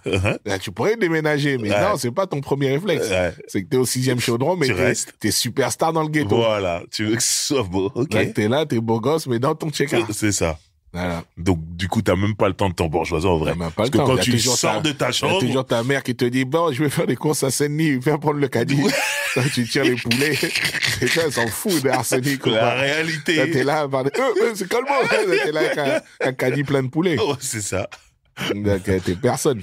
Très bien. Comment vous bossez, du coup, sur Quelque chose a survécu, qui sera le deuxième album? Deuxième album, il arrive après celui de Bissot, faut dire. Oh, c'est le Bissot. Ouais. Ah oui, entre temps, il y a le Bissot. Le Bissot, bien sûr. Donc, stop. Parlons du Bissot, très important. Ouais. Donc, en fait, encore une fois, c'est pas de notre faute. Parce que nous, en fait, on a toujours fait, mais si tu veux, les trucs sont tombés comme ça, comme des imprévus. Il y a la guerre dans notre pays. Ouais. La guerre fait rage. La légende dit que c'est une guerre ethnique. Mais on sait que c'est juste une histoire de pétrole, de machin, on connaît, qui finance les guerres. Ouais. Hein, je ne vous le cache pas. Ce n'est pas d'être complotiste que de dire, voilà. Souvent, où il y a l'argent, il y a le financement. C'est ça. Donc, on nous dit, ouais, c'est une guerre ethnique. Donc, nous ici, qui sommes ici on est en France, à Paris, tout ça, on se dit, bon, qu'est-ce qu'on pourrait faire pour ces guerres au pays? Guerre ethnique, soi-disant. Bah, c'est de réunir, on a des micros, il faudrait pouvoir dire quelque chose. Ouais. Et nos familles sont prises dans ces guerres, tout ça, machin, matin. Nous, on dit, écoute, on va donc passer à l'idée de réunir tous les Congolais qui rappent en France. On se dit, en plus, ça tombe bien, on est d'ethnies différentes. C'est ça que j'allais demander. Donc, les ethnies qui sont en guerre au Congo, c'est les ethnies qu'il y a dans le groupe Bissona Bisso. Voilà. OK. Et donc, nous, on se réunit. Unis-vous. Vous êtes unis. On s'appelle Bissona Bisso, qui veut dire entre nous. Et on écrit un premier morceau, l'union, c'est-à-dire du peuple congolais. Ouais. Regardez, nous, on est ensemble, mais unissez-vous, on est tous congolais. Moi, je viens du Congo. Voilà. Ça, c'est un grand morceau. On est juste congolais, donc il n'y a pas à arrêter vos guerres, vos machins, on est tous congolais. Et donc, on fait ce premier morceau, et puis un autre morceau, un deuxième, on en fait vite fait, mais juste en se disant, comme We Are the World, on va faire un morceau pour la situation. La situation, et c'est tout. C'est tout. Ouais. Et donc, on fait écouter à Bounou encore une fois. Il dit, wouh, encore lui. Donc, il écoute parce que justement, on a accès, vu qu'on tourne en boucle avec tous nos groupes respectifs dans sa radio, on a accès direct à la porte du gars. Et donc, quand il écoute Bissot, le projet qu'on lui amène, il faut savoir qu'à l'époque, personne ne faisait du rap exotique. Ça n'existait pas. On était tous Quinry, on était tous machin. Et donc, nous, on a ramené avec des musiques de nos pères qu'on écoutait le week-end au salon, machin, des groupes qu'on entendait africains, de nos parents. On a fait un mix de ça avec le rap français qu'on chantait. Et boum, on lui a fait écouter, il a trouvé ça très intéressant. Boum, c'était exotique, c'était bien. Donc, je sais pas s'il a capté le message d'après la guerre ou en pleurait, mais c'était on peut pas lui enlever qu'il a senti le truc. Il a été dessus. Donc, lui, derrière ça, il nous dit, bah, les gars, faites un album. Il commence un album. On est là, on est parti pour faire 2 morceaux. Tiens, on voit au pays, il fait tourner, on voit, ils entendent l'écho au pays, si ça peut faire réagir les gens. C'est clair. Si par les médias, tout ça. Il a dit, non, faites un album. Nous, on se regarde, faites un album. À l'époque, passait une belle petite maison avec un studio dedans. On s'est dit, écoute, on va s'enfermer 1 mois là-dedans et on ressort avec un album. On prend les sons, les trucs, les machins. Et c'est ce qui s'est passé. Ok. Voilà. Donc ça part d'une idée de Laurent Bouna, en vrai. Mais à l'époque, après, je sais pas. Après, l'idée de l'album. Après, moi, tu vois, comme je suis dans mes yeux à moi de rap, j'arrive à la fin du truc. Ok, bon, peut-être il y avait des trucs... peut-être que Kenzie, parce qu'il n'était jamais très loin d'un concept. J'ai vu qu'il était producteur exécutif de l'album. Comme il est jamais très loin d'un concept, peut-être qu'ils se sont glissés ça. Il a dit, les gars, ils ont fait... c'est intéressant ce qu'ils font là, le truc mélange de musique africaine et de rap. Peut-être qu'il faudrait faire un album, pas seulement se cantonner à 2 morceaux et puis salut, rentrer chez vous, tu vois. C'est clair. Et donc là, on fait l'album et je crois même qu'il anticipe même le Zénith, qui dit Zénith. Mais encore une fois, nous, j'étais là au Zénith. Déjà, c'était dur de croire au rap français. Mon frère, on s'est dit, vas-y, on fait notre coup et salut. Et ça prend. Encore une fois. Tout de suite. Ouais. C'est matraqué, le morceau Bissona Bisso est matraqué, ça prend, ça vend. Et encore une fois, si tu veux que je te rajoute une anecdote, le single Bisso, c'est vraiment le morceau que nous, on pensait qu'il n'allait même pas être matraqué. On pensait que c'était le dernier. Ah ouais? Oui, puisque le morceau Bisso, faut savoir que c'est le morceau de fin d'album. Ok. C'est-à-dire, tout le monde veut rentrer chez lui. Tout le monde, mais non, vas-y, posez-le, moi, je suis pas là. Jimmy Finger, faut noter qui a fait le son. Ah, c'est Jimmy, ok. Et, on dit, mais non, tout le monde veut fuir. Tu sens, tout le monde te parle de dos. Les gars sont fatigués parce qu'on était enfermés pendant 1 mois. Je dis, je vais rentrer, personne ne fait, bon, venez, il y a le son de Jimmy qui est là. Venez, on fait vite faire un morceau. Mais on avait tellement réfléchi dans les concepts, dans les thèmes, dans les autres morceaux précédents, que là, on te dit, on n'avait plus, personne avait des idées, rien. Et là, on sort une idée qui sort de je sais pas où, qui dit, bon, vas-y, toi, tu parles de moi, toi, tu parles de lui, pas si, parle de Calbo. Chacun présente l'autre. Vas-y, c'est tout. Ok, vas-y, ça, c'est bon. 8 mesures, c'est bon. 8 phrases, les gars. Ok, vas-y. Tac, chacun parle de... Après, on s'en va. Attendez, les gars, il n'y a pas de refrain. Mais non, c'est bon. J'ai plus d'idées. Le refrain, non. C'est bon, venez, on se prend pas la tête. On met le micro au milieu. On se met tous autour. On dit Bisso, Bisso, Bisso, Bisso. Ok, vas-y, c'est bon. Vas-y, Tac, on pose le micro au milieu. On se met tous autour. Allez, Bisso, Bisso, Bisso, Bisso. C'est bon, allez, bam. Les gars se tirent. Et on se tire. C'est ce morceau. Et encore une fois, la magie de la musique. C'est ça. Le gars fait écouter l'album. Il dit, c'est ça le single. Comment ça, facile à chanter, tu connais? Bah oui. Voilà. Incroyable. C'est le morceau qui est matraqué. On va faire le clip. Le clip, vous le tournez où? En Côte d'Ivoire. Ok. Dans les clips que vous avez fait pour Bissona Bisso, il n'y en a aucun que vous avez pu faire au Congo. Ouais. Parce que c'était vraiment tendu à ce moment-là. À notre grand regret, mais... Bien sûr, mais faut faire attention. Comme c'était tout de suite et qu'il fallait faire le morceau, et les guerres, c'est encore tout frais, tout ça. On n'a pas pu, mais c'est pas fini, on est encore là. Bien sûr. Très bien. Succès, et à un moment, vous vous retrouvez, c'est les Cora Awards. C'est les Awards africains. Exactement. Vous êtes nominé et vous allez gagner. Et le prix va être remis par Nelson Mandela. Encore une fois. C'est incroyable. Encore une fois, on n'était pas au courant. Pour des mecs de Villiers-le-Bel qui faisaient des soirées zouk dans le noir. Qui étaient allés en Hongrie. Alors, imagine, voilà. On annonce, grâce à Bisso, on est un groupe africain aussi. On est Arsenic, on est Passy, on est Nègre Marron, mais on est aussi Bissona Bisso. Mais encore une fois, aucune prétention avec ce groupe. On a dit, on l'a fait vite fait en bord de table comme ça, chez Passy, entre 2 cuisses de poulet encore. Tac, tac, tac. Il y a les awards africains en Afrique du Sud. C'est fou. Ah bon, et la force aussi de Kenzie, c'était de signer chaque fois ces groupes dans une maison de disques différente. Donc, Bissona Bisso, c'était à V2. Ce collectif était à V2. Donc, du coup, V2, petite maison de disques, petite salle de Virgin. Il dit, bon, il faut qu'ils fassent quelque chose avec leur groupe. Vous avez Bissona Bisso, vous faites quoi? Il y a les awards en Afrique du Sud. Ah ouais, vas-y, on y va. Donc, on nous réunit, vous voulez aller en Afrique du Sud? Ok. En plus, on devait chanter sur la scène. Mais quand on y va, on a les costumes, tout, c'est juste, le pays de Mandela, waouh. on va faire un voyage. Bah On oui. se dit pas, on va gagner un prix, nous, on s'en fout, on sait même pas c'est quoi les awards, machin. Et on arrive à Sun City. Donc, on arrive à Sun City, je raconte tout dans mon livre, c'est très, très, très passionnant. On arrive à Sun City, il faut savoir, c'est un petit Las Vegas, en fait. Ok. T'as été dans le désert, tu roules, et à un moment, boum, une Il y a ville. une ville dedans. Ok. Et là, la ville, frère. Il y a des grosses portes qui s'ouvrent, il y a des trains, toute la nuit, il y a des bus, il y a des casinos partout, centres commerciaux, boîtes, cinéma, tout grandiose. Il y a même la mer, il y a un mur, et il y a la mer qui commence, il y a des gens qui surfent, il y a une montagne, des tremblements de terre, il y a des gars qui viennent jouer au golf, il y a des crocodiles dans le truc. Ok. Quand tu manges au petit-déj, il y a des pans qui sont là. Ok. Il y a une scène que je raconte dans le bouquin. Quand j'arrive la première fois dans l'hôtel, il y a un mec, il est avec un guépard. Dans l'ascenseur, quand je dois monter dans ma chambre. Il a un guépard en laisse. Normal. Avec sa C'est meuf. son chien. Et moi, quand je rentre je me dis, bon, ça doit être normal ici d'avoir un guépard. Hein, c'est l'Afrique. L'Afrique du Sud a un guépard. N'importe Et quoi. le truc qui m'avait aussi choqué, c'était, quand t'arrives en Afrique du Sud, t'as atterri, c'est pas l'Afrique, frère. On avait beaucoup voyagé avec Bissot. Ouais. C'est un peu tous les mêmes l'aéroport. Ouais. Tu arrives centre-ville, t'as le sable, le machin. Mais là, en Afrique du Sud, tu sens que, Ouais. les Afrikaners, ils avaient fait un taf. C'est ça. Et donc, Nelson Mandela vous remet votre award. Bon, c'est pas Nelson Mandela qui nous le remet, mais il est là. Ok. Il est en première table au bord de la scène. Quand il y a la scène, il y a plusieurs tables comme ça et une centaine de tables. La scène, c'est la table centrale devant la scène. Ok. Avec le président, Michael Jackson. Et, Quand même. Et une tribune où il y a le peuple, tu vois, qui est là. Ok. Donc, il y a Mandela qui est là. Et donc, nous, on était venus juste pour faire le morceau Bissona Bisso. Ouais. On nous a dit, venez au Award africain.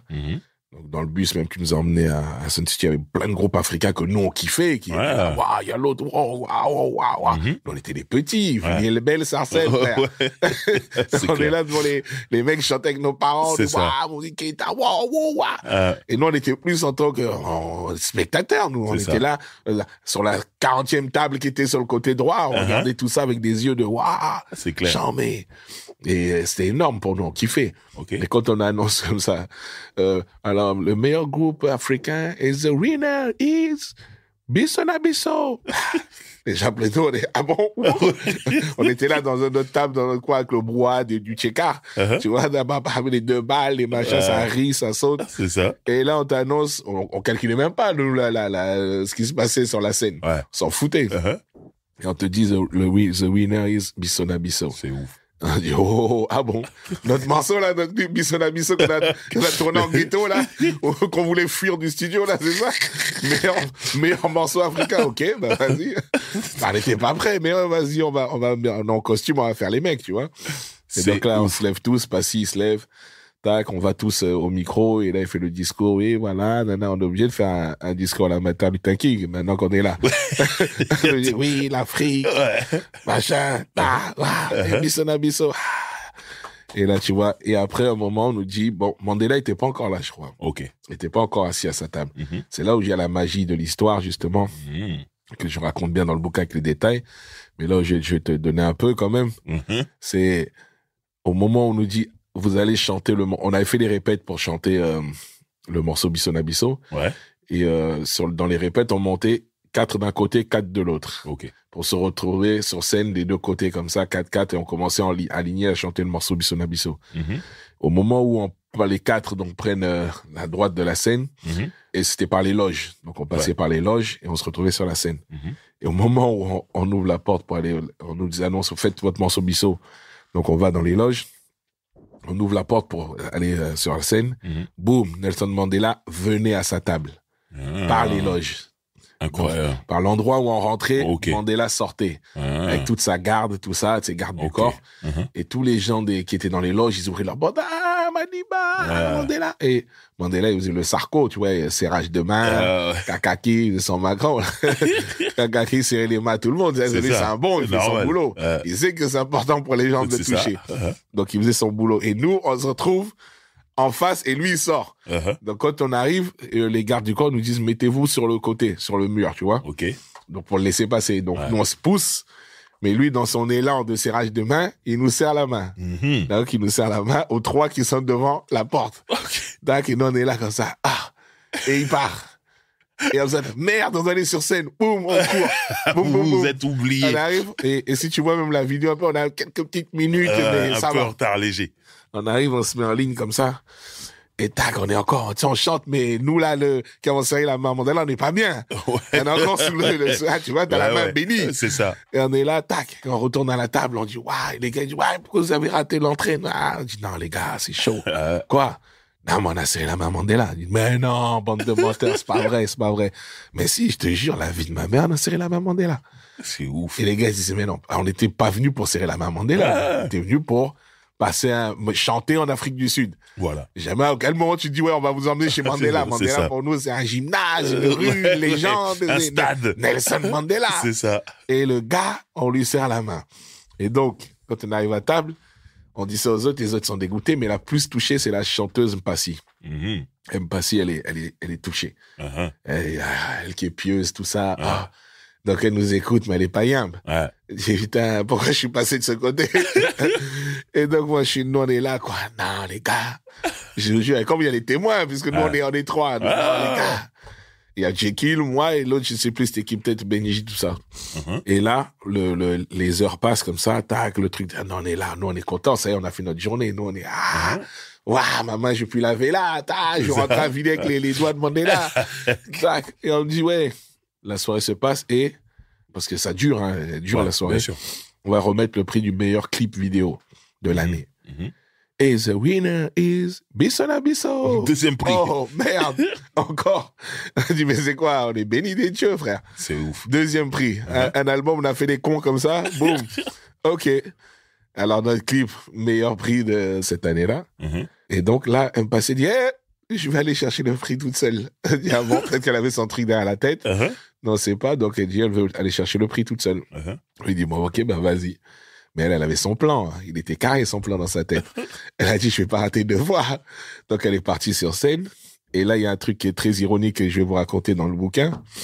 Elle a dit, à mes yeux, à moi. Et c'est ce qui est écrit dans le bouquin. C'est ça. C'est pour ça que vraiment, ce bouquin, c'est ton regard. C'est mon regard à moi. C'est pas le regard de l'autre. Ouais. Tu sais que tu peux faire une action avec quelqu'un. Ouais. Voilà, vous êtes fait courser par un lion, machin. Et la meilleure, vous deux, vous allez raconter, elle sera pas jamais pareille. Vous n'avez pas vécu Et de la surtout même 20 façon. ans après. Ouais. Donc vous n'avez pas vu la même chose.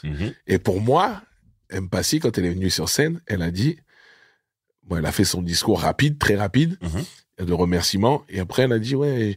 Donc elle demande à l'animateur qui était sur scène, qui faisait la traduction, parce qu'elle parlait en français, c'est un pays anglophone.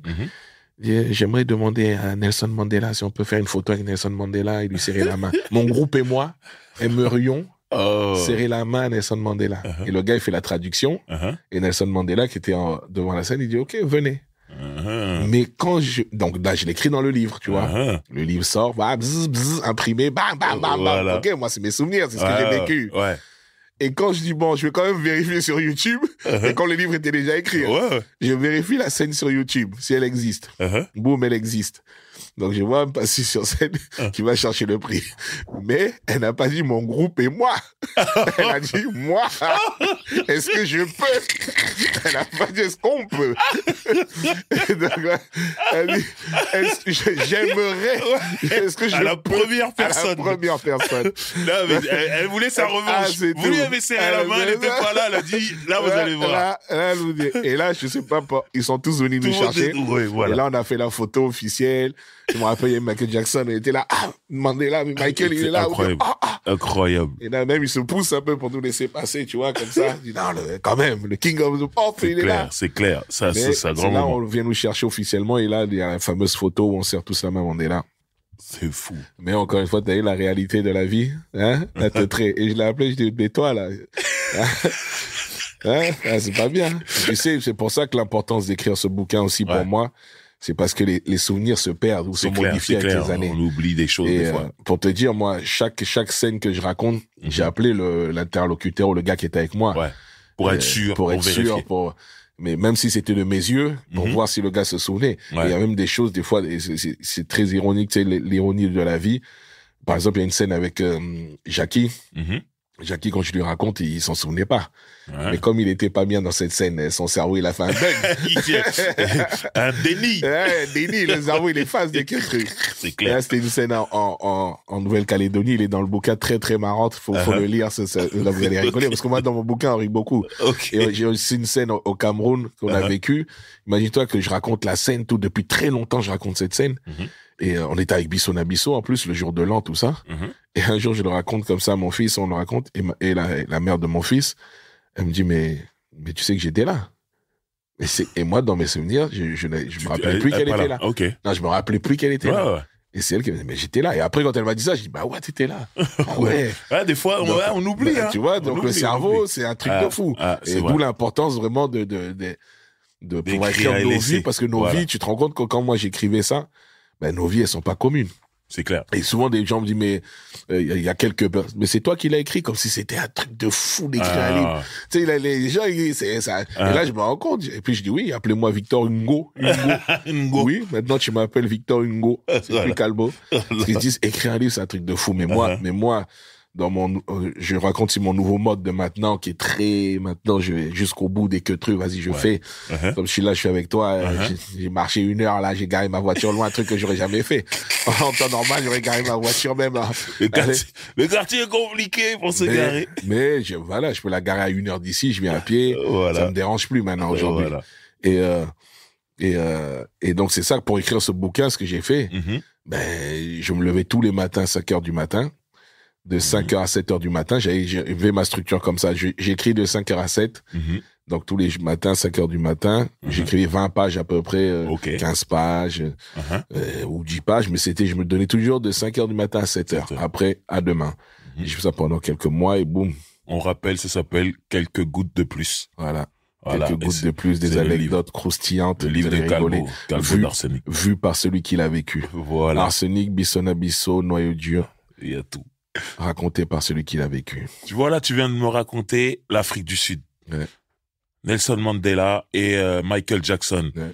Comment tu te remets en mode, bosse sur le 2e album, et là, c'est plus de la musique mélangée avec la musique africaine. Ouais. Là, on va faire du rap dur, tout ça. Comment tu te remets en mode?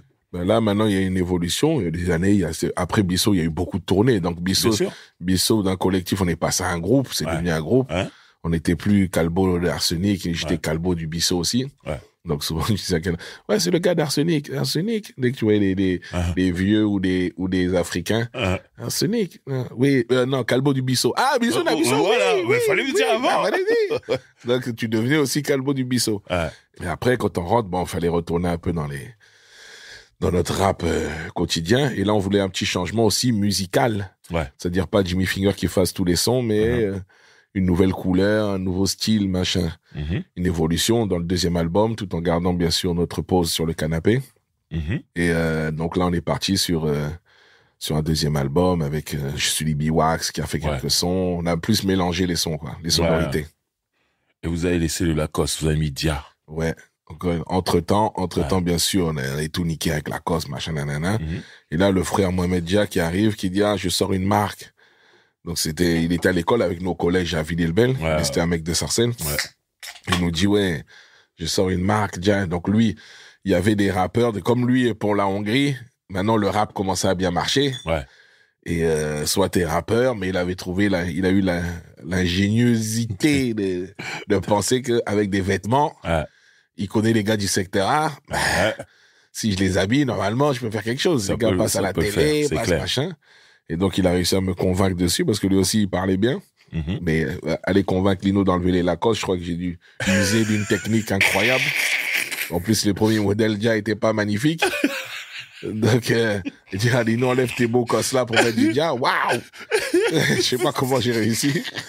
J'ai réussi les 20. Non, frère, c'est le frère, t'as vu? Mais on vient en l'aide et tout ça. Et Mohamed a glissé comme ça en habillant les gars du secteur A, dont nous, Arsenic, en priorité. Ouais, il y a plein de légendes qui tournent autour de vous et Lacoste. Sur des histoires de sponsoring, machin, ça a été demandé, mais Lacoste aurait refusé. J'ai besoin que tu me dises le fin mot de cette histoire. Est-ce qu'il y avait vraiment eu une demande de sponsoring ou pas? Alors, la vraie histoire, c'est que jamais de notre vie, on a demandé ou même pensé ou eu envie, peut-être des gens derrière nous, mais nous, personnellement, jamais de la vie. Jamais. OK. Nous, on a juste réagi comme des mecs de Tchekar qu'on était à l'époque. On portait du Lacoste parce qu'on aimait ça. C'était une marque française et de luxe dans les quartiers pour faire les beaux gosses. Parce qu'on dit toujours que, tu le sais ce que c'est, hein, on était pauvres, mais on était toujours bien habillés, bien parfumés. Et on avait toujours les derniers trucs. Et c'était français en plus, donc on aimait bien, c'était fin.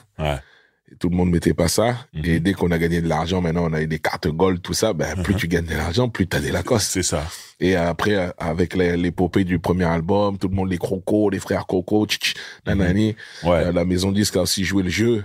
Il y avait des fois, on avait un bon budget pour aller dans les magasins Lacoste. C'est-à-dire, ça faisait partie du budget maintenant. Je sais pas si c'était une avance, mais on nous glissait un bon billet pour aller dans les magasins Lacoste, pour jouer, aller à fond dedans. Ça faisait partie du truc. On avait aussi un pote à nous qui était un prestataire de Lacoste, là.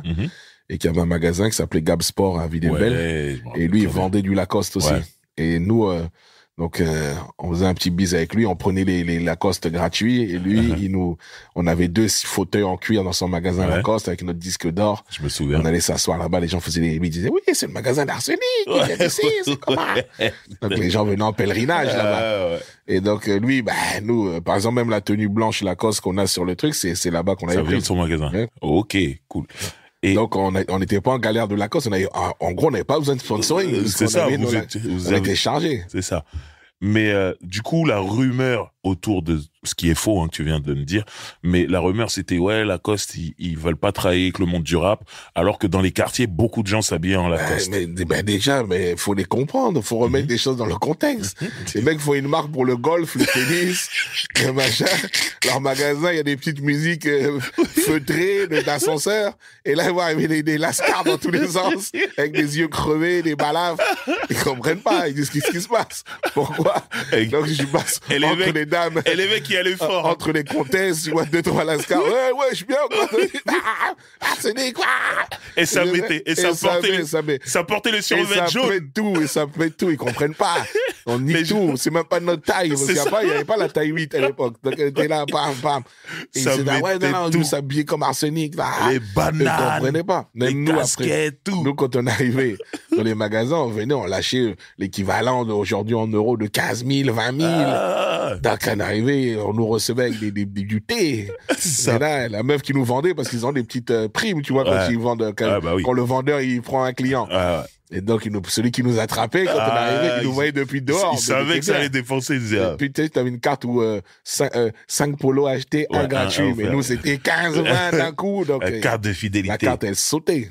Et quand tu vois que finalement, aujourd'hui, ça y est, ils sont un peu ouverts au rap. Mais en fait, ils n'ont pas eu le choix.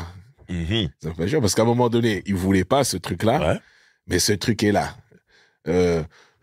N'importe qui, on te dit, non, moi j'ai fait mon truc pour ça. Oui, mais tu sais, là, tu prends un gros billet depuis que... à un moment donné, ton château, là, c'est ça. Les banlieusards qui... oui, c'est ça. Tu t'assois un peu sur tes principes et tu dis, bon, on a commencé à avoir des catalogues. Tiens, un Sénégalais dans le catalogue Lacoste, bon, c'est nouveau. C'est bien. Ça. Si on a contribué à ça, c'est bien, tranquille. C'est ça. Allez. Très bien. Alors, on va parler vraiment du deuxième album. Vous balancez le morceau Je t'emmerde en single éclaireur, on va dire. Une idée de Kenzie encore. Voilà. Pourquoi ce morceau? Demande-lui. Pour emmerder qui? Non, mais en fait, là où t'es fort, Kenzie, c'est qu'il avait beaucoup d'idées de thèmes, de machins. Et des fois, il pouvait te sortir un thème comme ça. Comme les titres, souvent lesquels que c'est lui. Mais le thème de Je t'emmerde, c'est lui. C'est-à-dire que si je te balance Je t'emmerde, faites un morceau Je t'emmerde. Et l'exercice, nous, on acceptait tous les défis. On dit, venez aller faire L432, ok, on y va. Et il n'intervenait pas dans les morceaux artistiquement, mais il te balançait un thème. Il dit, vous devez faire un morceau, je t'emmerde. Et nous, après, tout ce qui est dedans, on l'a tourné, t'aimes pas nos codes, nos méthodes, je t'emmerde, voilà. Tu nous aimes pas, je t'emmerde, on continue à faire notre truc. Très bien. Mais quand on fait ce morceau, jamais on se dit il faut le clipper. Il y a que lui qui peut penser qu'il faut le clipper. Nous, on se dit pas il faut le clipper. C'est clair. Alors, surtout que maintenant, on sait que les clips, c'est du affaire de famille. Et à l'époque, les clips coûtaient cher. C'est pas comme aujourd'hui où tu te débrouilles facilement. À l'époque, un clip, ça coûtait cher. Fallait être sûr de toi. Fallait être sûr. Quand tu mets ça dans un morceau comme Je t'emmerde, c'est ça. Mais Ensuite, vous envoyez Poison, le morceau, Ouais. qui est le single officiel. En Oui, vrai. il y a le sponsoring Scott aussi qui est dedans. Ouais. Parce que là, les C'est vrai. blousons. C'est vrai. Voilà, on envoie Poison. Tu sais, on reste quand même dans le truc vénère quand même. Hein. Ah, Hein? le truc Même Regarde le monde, si tu regardes le clip, il est pas gentil. Hein. Ouais, Hein? mais il y a quand même un truc sur Regarde le monde, il y a quand même un. Ouais, mais on un aurait pu truc, mettre une machin. chorale derrière nous qui chante. Ouais, Mais il y a vous pas avez ça. voulu. Et il y a des papas énervés. Ouais. J'ai remarqué les papas n'ont Ouais. pas le sourire. Ils sont Ouais. avec leurs enfants, mais ils Ouais. sont énervés. C'est ça. Hein. Mais sur cet album-là, et j'en profite parce que ce podcast est là, il va rester. Il y a beaucoup de gens qui se sont dit « Ah, le premier Arsenic, il a marché. Le deuxième n'a pas marché. » Mais ce qu'ils ont compris. J'aimerais que tu rétablisses la vérité. Mais écoute, on a le double disque d'or déjà Voilà. à la maison qui est là, certifié par la SNEP. Ah, voilà. Mais en fait, il a pas marché autant Autant. que le premier, mais il a marché. Il a marché.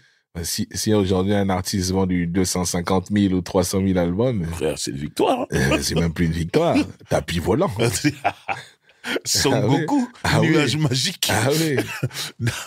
Donc, cet album-là, il y a 2 morceaux qui Ouais. sont importants et à ce moment-là, je me dis, ok, c'est ça la suite.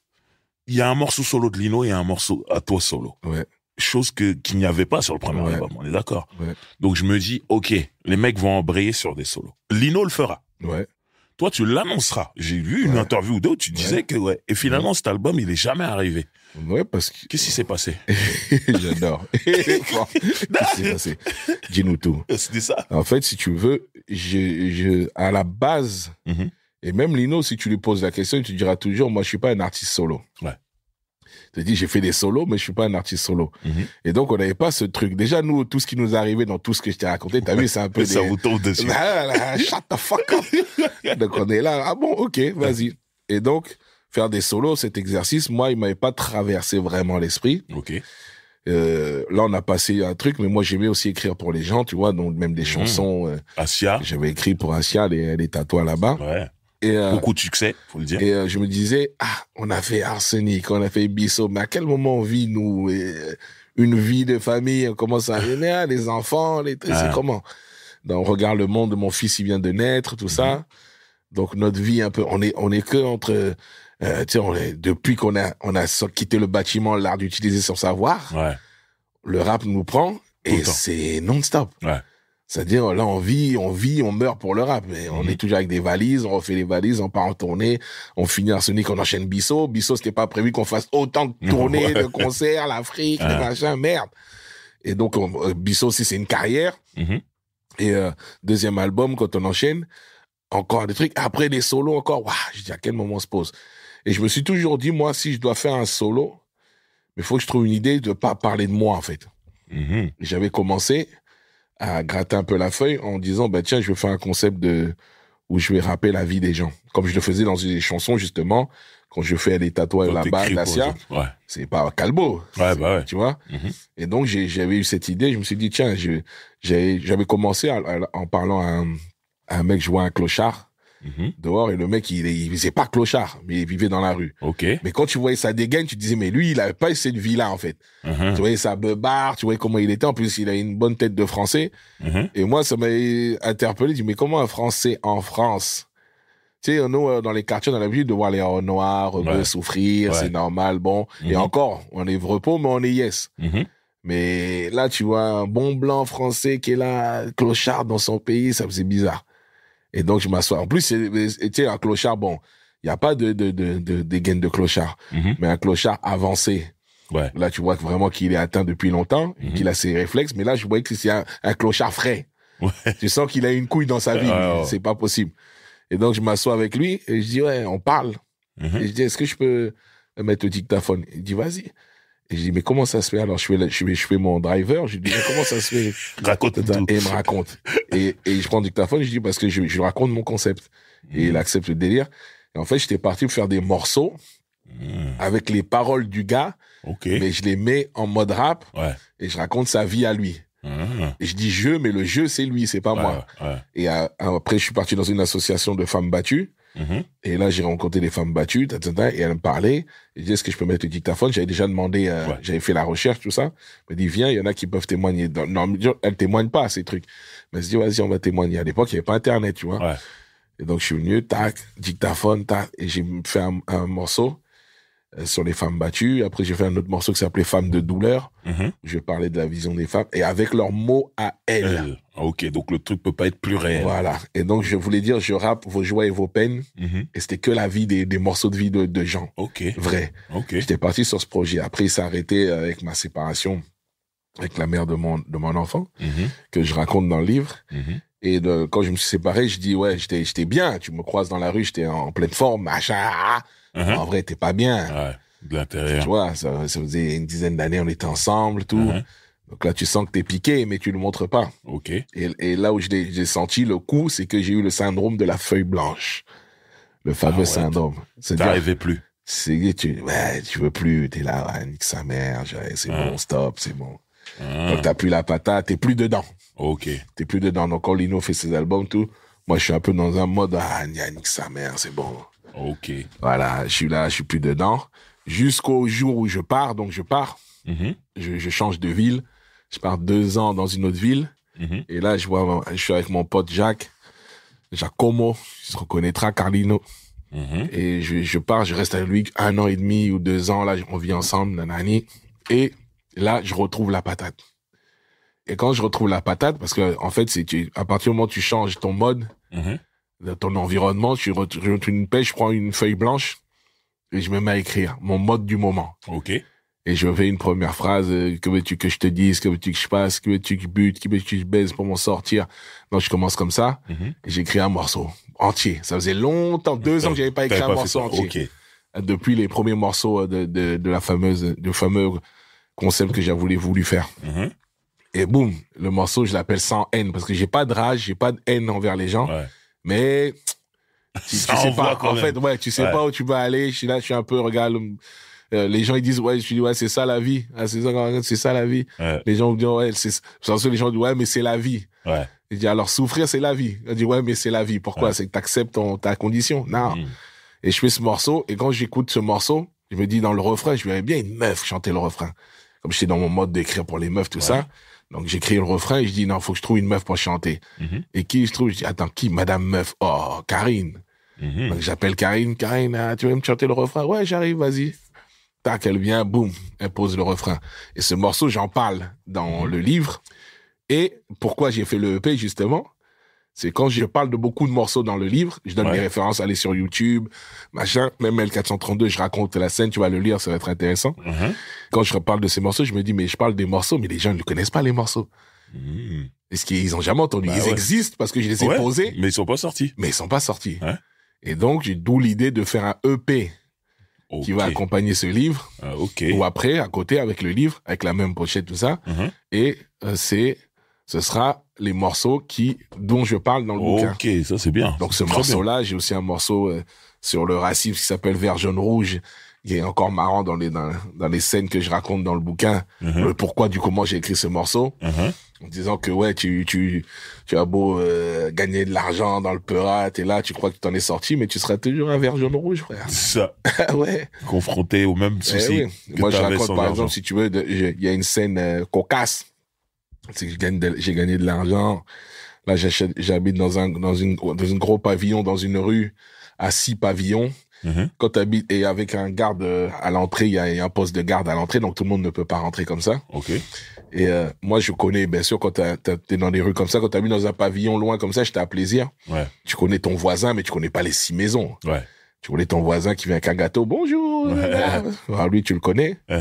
Et un jour, je suis garé devant chez moi, comme ça, mon portail. Carrément, ma voiture, elle est collée au portail. 4x4, comme ça, avec mes jantes à $5,000. Je suis là, comme ça, et je suis accoudé dans la vitre ouverte au téléphone.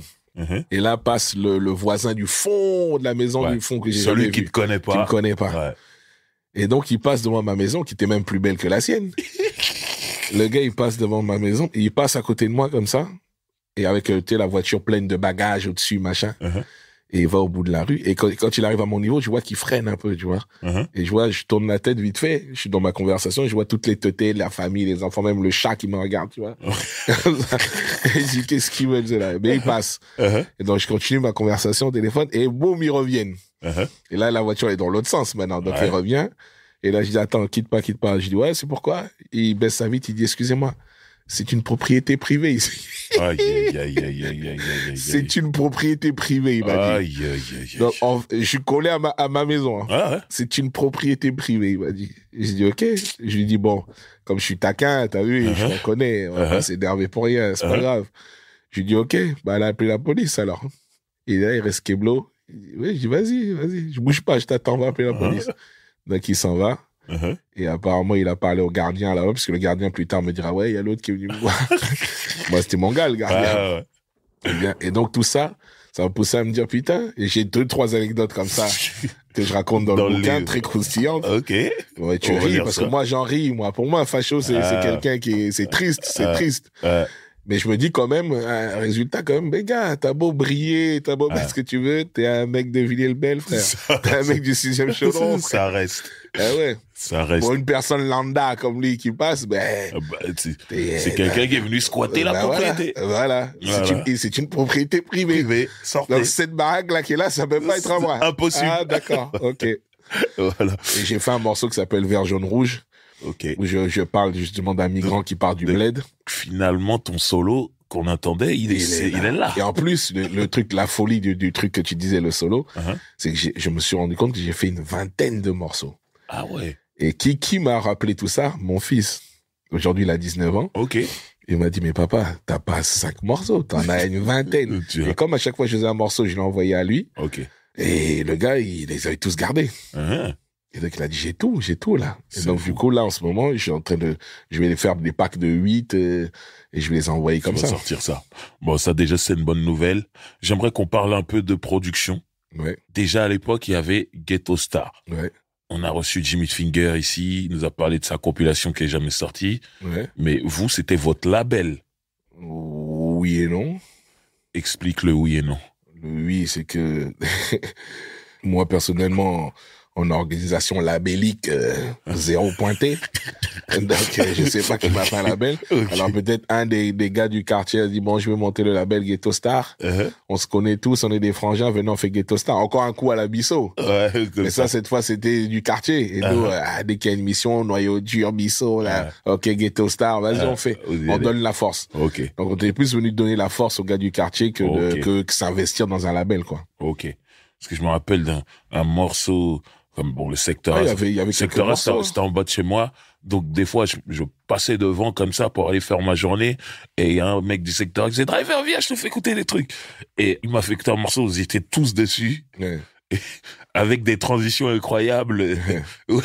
Où l'autre, il dit, ça va, je crois que vous parlez au téléphone. Il faut que tu viennes, il y a un concert Ghetto Star. Et l'autre, il parle en anglais. Et là, si tu fermes ta gueule, arrête de faire l'américain, viens. Et un morceau où ils étaient tous dessus. Donc, quand je dis tous, Armageddon, je crois qu'il y avait Tibona, Jamadom, Kaskami. Et tout ça, il n'y a pas eu de suite à ça? Non, il y a eu plein de morceaux, mais après, je pense que le non sérieux a fait que il n'y a pas eu de suite. Il y a eu plusieurs morceaux qui existent même, qui sont là, mais encore une fois, aujourd'hui, le Calbo d'aujourd'hui ne pense plus ça. Mais le Calbo de l'époque dit, c'est bon, c'est pas sérieux, nique sa mère. On a laissé des morceaux comme ça dormir. Comme ça. Et aujourd'hui, je peux te dire que moi, quand tu vas écouter mon EP, c'est des morceaux que j'ai écrits il y a 7 ans, 8 ans. Et le plus jeune, il doit avoir 5 ans ou 6 ans. Mais quand tu vas les écouter, tu vas penser que je les ai écrits hier. Ça sonne actuel. Mais tu vas croire que je les ai écrits hier. J'ai même un morceau où je dis, il contrôle le monde entier, nous on vit dedans. Je dis, te propose à manger après t'avoir cassé les dents. Je dis un truc comme ça, et je dis, t'as l'impression que je parle des gilets jaunes ou des histoires du Covid de maintenant. Alors que c'était bien il y a 5 piges, je l'ai écrit 6 piges. Mais si tu mets les images actuelles, tu crois que j'ai écrit là. Ça marche. Super. Mais finalement, t'as continué dans cette histoire de production, parce que je sais que tu t'occupes d'une artiste. Mais avant d'en parler, il y a un truc, il faut que tu éclaircisses ce truc-là pour moi aussi.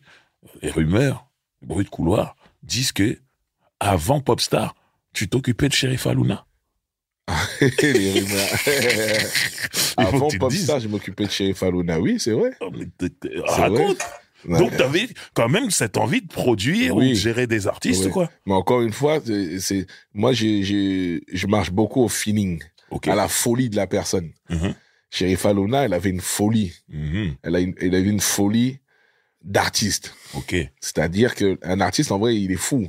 Bah Pour oui. faire ce qu'on fait là, C'est clair. faut pas être normal. C'est clair. Et moi, j'avais ce truc. J'aimais bien la folie. Si tu viens normal, bah, je sais que tu vas pas tenir. Ouais.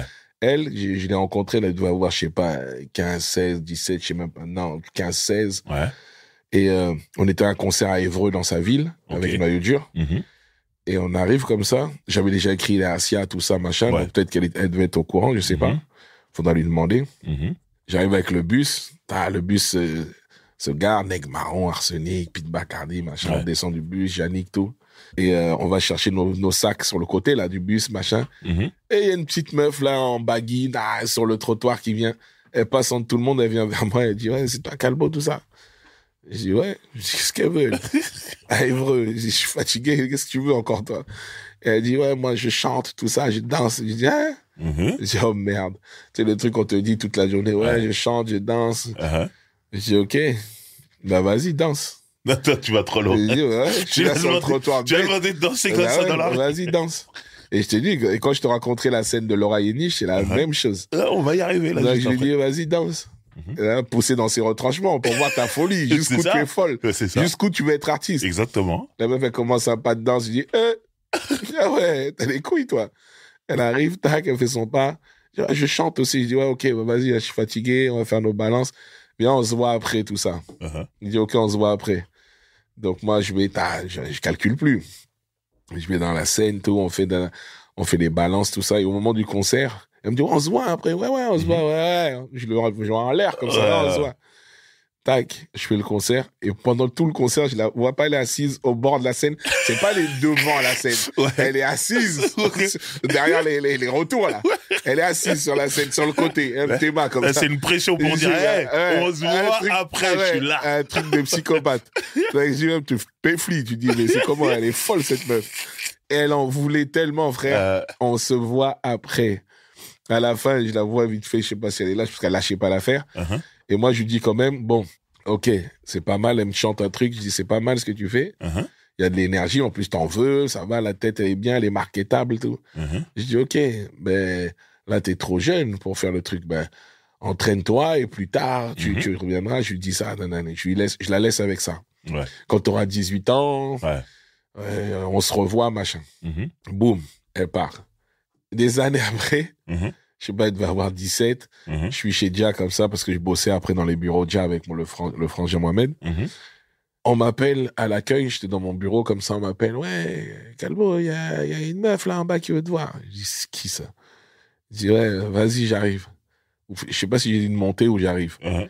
Mais tac, qui arrive? Sheriff Aluna avec une de ses copines. Moi, je respecte trop ça, moi. Je dis, mais elle Elle lâche est pas la motivée. frère. Elle est Je dis, motivée. mais elles sont arrivées, quand elle me l'a raconté, elle m'a dit, on est venu avec une sale voiture avec ma copine, on a traversé Évreux, on est arrivé jusqu'à ton bureau chez Non, Dia. je respecte ça. Elle a dit, C'est j'ai fort. pas oublié, Dana. Je dis, bon, vas-y. Toi, t'as trop de motivation, toi. Je dis, vas-y, on va bosser. On avait commencé Bah à faire ouais. des morceaux, tout Elle ça. méritait, franchement. Ouais. On avait commencé à faire des morceaux, tout ça. Et vers la fin, un peu, elle commençait à me dire, ouais, j'aimerais bien faire Popstar. J'ai toujours pensé à faire Popstar. Mhm. Et moi, je lui ai répondu, ok, tu veux faire Popstar. Mais par contre, si tu fais Popstar, il faut que tu gagnes Popstar. Bah oui. Bah oui. Faut pas finir deuxième Bah oui, c'est mort. ou troisième. C'est- Il y a que Amel Ben qui a réussi Ouais. à faire 3, 4e et puis faire une carrière. C'est clair. Dans ces télécrochets là, Ah. si tu participes, il faut gagner. Gagner, c'est clair. Parce que si tu gagnes, la machine elle a toujours rêvé d'être une rockstar, à faire de chanter, tout ça. Mhm. Je dis, la machine va s'emballer si tu gagnes. Mais si tu gagnes pas, tu ne seras pas à la télé, mais tu marcheras dans la rue, on dirait, ah, c'est toi qui as fait Popstar, Ouais, ouais, bien. Ouais, Mais celle qui a gagné, elle deviendra artiste. c'est clair. Donc j'ai dit, t'es prête à ça? Mhm. Moi, je lui ai laissé le choix. Je lui ai pas dit, je l'ai pas bloqué, Ouais. machin. Elle a dit, OK. Et un jour, elle a réfléchi, et boum, un jour, bam, elle me dit, ouais, je suis dans Popstar, nanana. OK, Mhm. vas-y. Mais n'oublie pas ce que je t'ai dit. Il faut Ouais. que tu gagnes. Derrière, donc, se passe Popstar. Moi, j'avais pas trop suivi. Mhm. Mais ce Popstar-là, cette année, c'était Benjamin Chuvanich, Ophélie Winter, Sébastien Farran. Farhan, ouais, je pense, Ouais, il me semble. et Mia Fry. Ouais. Que des personnes que je connaissais. Donc, j'avais les échos de l'intérieur Ok. qui m'appelaient, qui me disaient, ah, Calbo, mais c'est ta petite, Sherifa. Donc, j'entendais déjà. Eux, ils savaient déjà. Et ouais, ouais, c'est ma petite. Ah, bien, franchement, bien. Donc, ça m'appelait comme ça, Mia Fry, tout, parce qu'on avait bossé avec Mia Fry. Ouais. On l'avait habillé. Ophélie, on connaissait aussi. Mhm. Benjamin, c'était lui qui avait fait Arsenic. Bah oui. Donc, j'étais à la Tu connaissais maison. tout le monde. Donc, derrière ça, je connaissais tout le monde, mais je calculais pas, tu vois, je leur laissais faire leur machin. Mhm. Mais ils me disaient, ah, ta petite bien. Et un jour, elle m'appelle et elle me dit, ouais, Calvo, ouais, je commençais à entendre qu'elle était en ballottage favorable. Ok. Donc, je connaissais le potentiel de la petite. Donc, je savais que si elle allait là-bas, en plus, avec la volonté qu'elle avait, volonté de faire, elle voulait tout nickel. Ouais. Elle dit, je vais y arriver. Et donc, boum, maintenant arrive la fin, là. Elle était avec, comment elle s'appelle? La petite qui joue au piano, là. Je suis perdu. Qui est forte, là, qui est là, merde. Ah, mince. Bref. Donc, elle est avec elle en finale. Et avant de gagner, il faut savoir que les mecs, là, de M6, c'était M6 à l'époque, je sais pas quelle chaîne. C'était M6. Qui me disaient, ah, si tu gagnes, tu vas signer un contrat exclusif, hein, avec M6. Donc, M6 Interaction. Donc, ton Calvo, là, il fallait oublier, hein. Là, si, je sais pas, on lui laisse sous-entendre que si jamais tu gagnes, ton gars de Villiers, là. Et là, elle m'appelle. Je sais pas comment elle m'a appelé. Ils avaient le droit d'appeler vite fait. Elle m'appelle, elle me dit, ouais, Calvo, ils veulent me coller un truc bizarre, nanana. Si jamais je gagne, voilà, c'est comme si, c'est fini. Ouais. Et moi, je lui réponds, mais, c'est ce que tu as toujours voulu faire. Si jamais tu gagnes, parce que là, t'es en ballottage favorable, vas-y, c'est pas grave. Tranquille pour moi. C'est bien que tu la bloques pas en vrai. Voilà, fais ton truc, machin. Et du coup, boum, derrière, elle gagne tout ça. Et on s'est toujours suivi, on s'est suivi quand elle a fait son album en studio avec Sully Biwax, tout ça, qui gérait un peu tout ça. Il y a Singila qui a fait des morceaux. Il y a machin, on s'est toujours suivi, même jusqu'aujourd'hui, on a des bonnes relations avec Sherifa. C'est cool. Je respecte en fait, la détermination de la meuf. Ah, mais moi, je la connais pas personnellement, mais. Non, mais je peux te dire. Je vois et j'entends. Luna, mais ça, c'est une déterre depuis qu'elle est née. Ça tue ça. Déterminée. Respect. Et je retrouve ça dans ma petite Laura. Justement, on va en parler maintenant. Ça nous amène jusqu'à aujourd'hui. Donc là, tu t'occupes, tu produis, on peut le dire. Produit, bien sûr, avec Coiffe. Coiffe qu'on salue. Coiffe, avec chez Coiffe Prod, justement. Voilà. J'apprends la production grâce à Coiffe, justement, qui m'a mis dans la production. Et donc, Coiffe Prod, le morceau qu'on produit à Garges, on l'a emmené justement à Garges, dans la ville de Kenzie, où tout est parti. C'est d'abord, on fait l'album de Sherifa, de Laura Yeniche. Laura Yeniche, donc. Raconte-moi votre rencontre. Comment... Laura, c'est un peu la même que Sherifa. C'est-à-dire que Laura Yeniche, faut savoir, c'est une petite qui rappait depuis, elle avait une équipe où elle rappait déjà. Maintenant, quand je me suis intéressé, j'ai vu plus tard tout ce qu'elle faisait, elle rappait depuis longtemps. Mais moi, quand je la vois, quand j'entends parler d'elle, c'est une pote que je connais qui me dit, ouais, je connais une meuf qui rappe, tu devrais l'écouter. Ouais. Et moi, je dis, oh là là. Ça, c'est la phrase qu'on donne à tous les artistes dans la musique. J'ai mon chat, j'ai mon chien, j'ai mon frère, mon cousin qui rappe, tu devrais l'écouter. Et donc, moi, je dis, j'ai pas le temps. Surtout que je bossais déjà avec un gars, je faisais des trucs, machin, j'avais pas fini. Jusqu'à aujourd'hui, on fait encore des concerts, des tournées, on écrit, j'ai dit, ok, je la laisse tourner un peu en bourrique. Non, ouais, ok, nanana, ça tourne. Et plusieurs fois, les années passent, elle me dit, ouais, j'ai une petite, lâche pas, tu devrais l'écouter, tout ça, elle rappe bien, tout ça, là.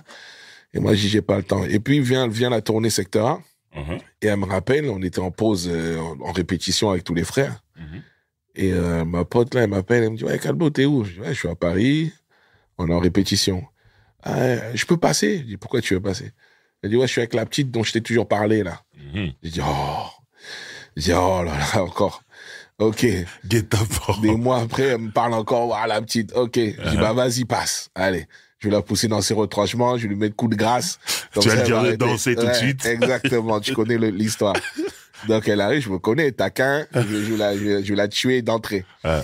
Et donc elle arrive, tac, et je vois la petite blonde arriver, tac, Laura Yeniche avec une veste de costume vert, je me rappelle, je dirais un vainqueur de golf, là. Elle arrive comme ça, et je la laisse rentrer, tu sais, je vais pas la chercher dehors, je la laisse rentrer pour qu'elle rentre dans le feu direct, dans le ghetto, là. Elle rentre, boum. Je me dis, c'est toi qui rappes. Donc, je reste dans une arrogance, un peu en retrait, comme ça, épaule en arrière, de 3/4 sur le côté. Genre, je te calcule, mais je te calcule voilà. pas. Et je dis, bon, c'est toi qui rappes. Ouais, ouais, c'est moi. Ok, rappe. Vas-y, rappe. Il y a 25 négros dans le. Tu sais comment c'est, ça rend mal à l'aise, ça, tout de suite. Et normalement, tu t'effondres. Normalement, tu t'enfuis. Bah oui. Tu dis, non, pas ici, là, tout de suite. C'est ça qu'elle aurait dû dire. Et là, je vois, elle démarre. Je dis, wouhou! Je dis, oh! Magnifique, merde. Bravo. Je dis, ah ouais. Et j'écoute comme ça, et j'écoute aussi avec l'oreille du professionnel, entre guillemets, je me la raconte. J'écoute, et je vois qu'il y a quand même un timbre de voix, et une énergie, et c'est pas trop mauvais. Il y a encore fouillis, c'est perfectible, mais je sens qu'il y a un pilote dans l'avion. Et donc derrière, je dis, ah ouais, pas mal. Après, je dis, ok. Et je lui dis, bon, malgré, c'est pas tout, parce que le rap, déjà, c'est de plus en plus compliqué aujourd'hui. Et encore pire pour une fille qui arrive blanche avec ses longs cheveux blonds. Et je lui dis, ok, d'accord. Maintenant, on est dans l'époque d'Internet. Nous, on a fait notre public à l'époque. Donc, on est là. On ne subit pas le truc que toi, si tu fais du rap, tu vas subir. En tant que meuf qui vient, qui débute. C'est clair. Le monde d'Internet, tout ça. Et donc, je lui pose la question fatidique. Je dis, si elle rate cette question, c'est un peu quand tu cherches un visa aux États-Unis, il y a 30 questions, si tu mets un seul nom, t'es mort.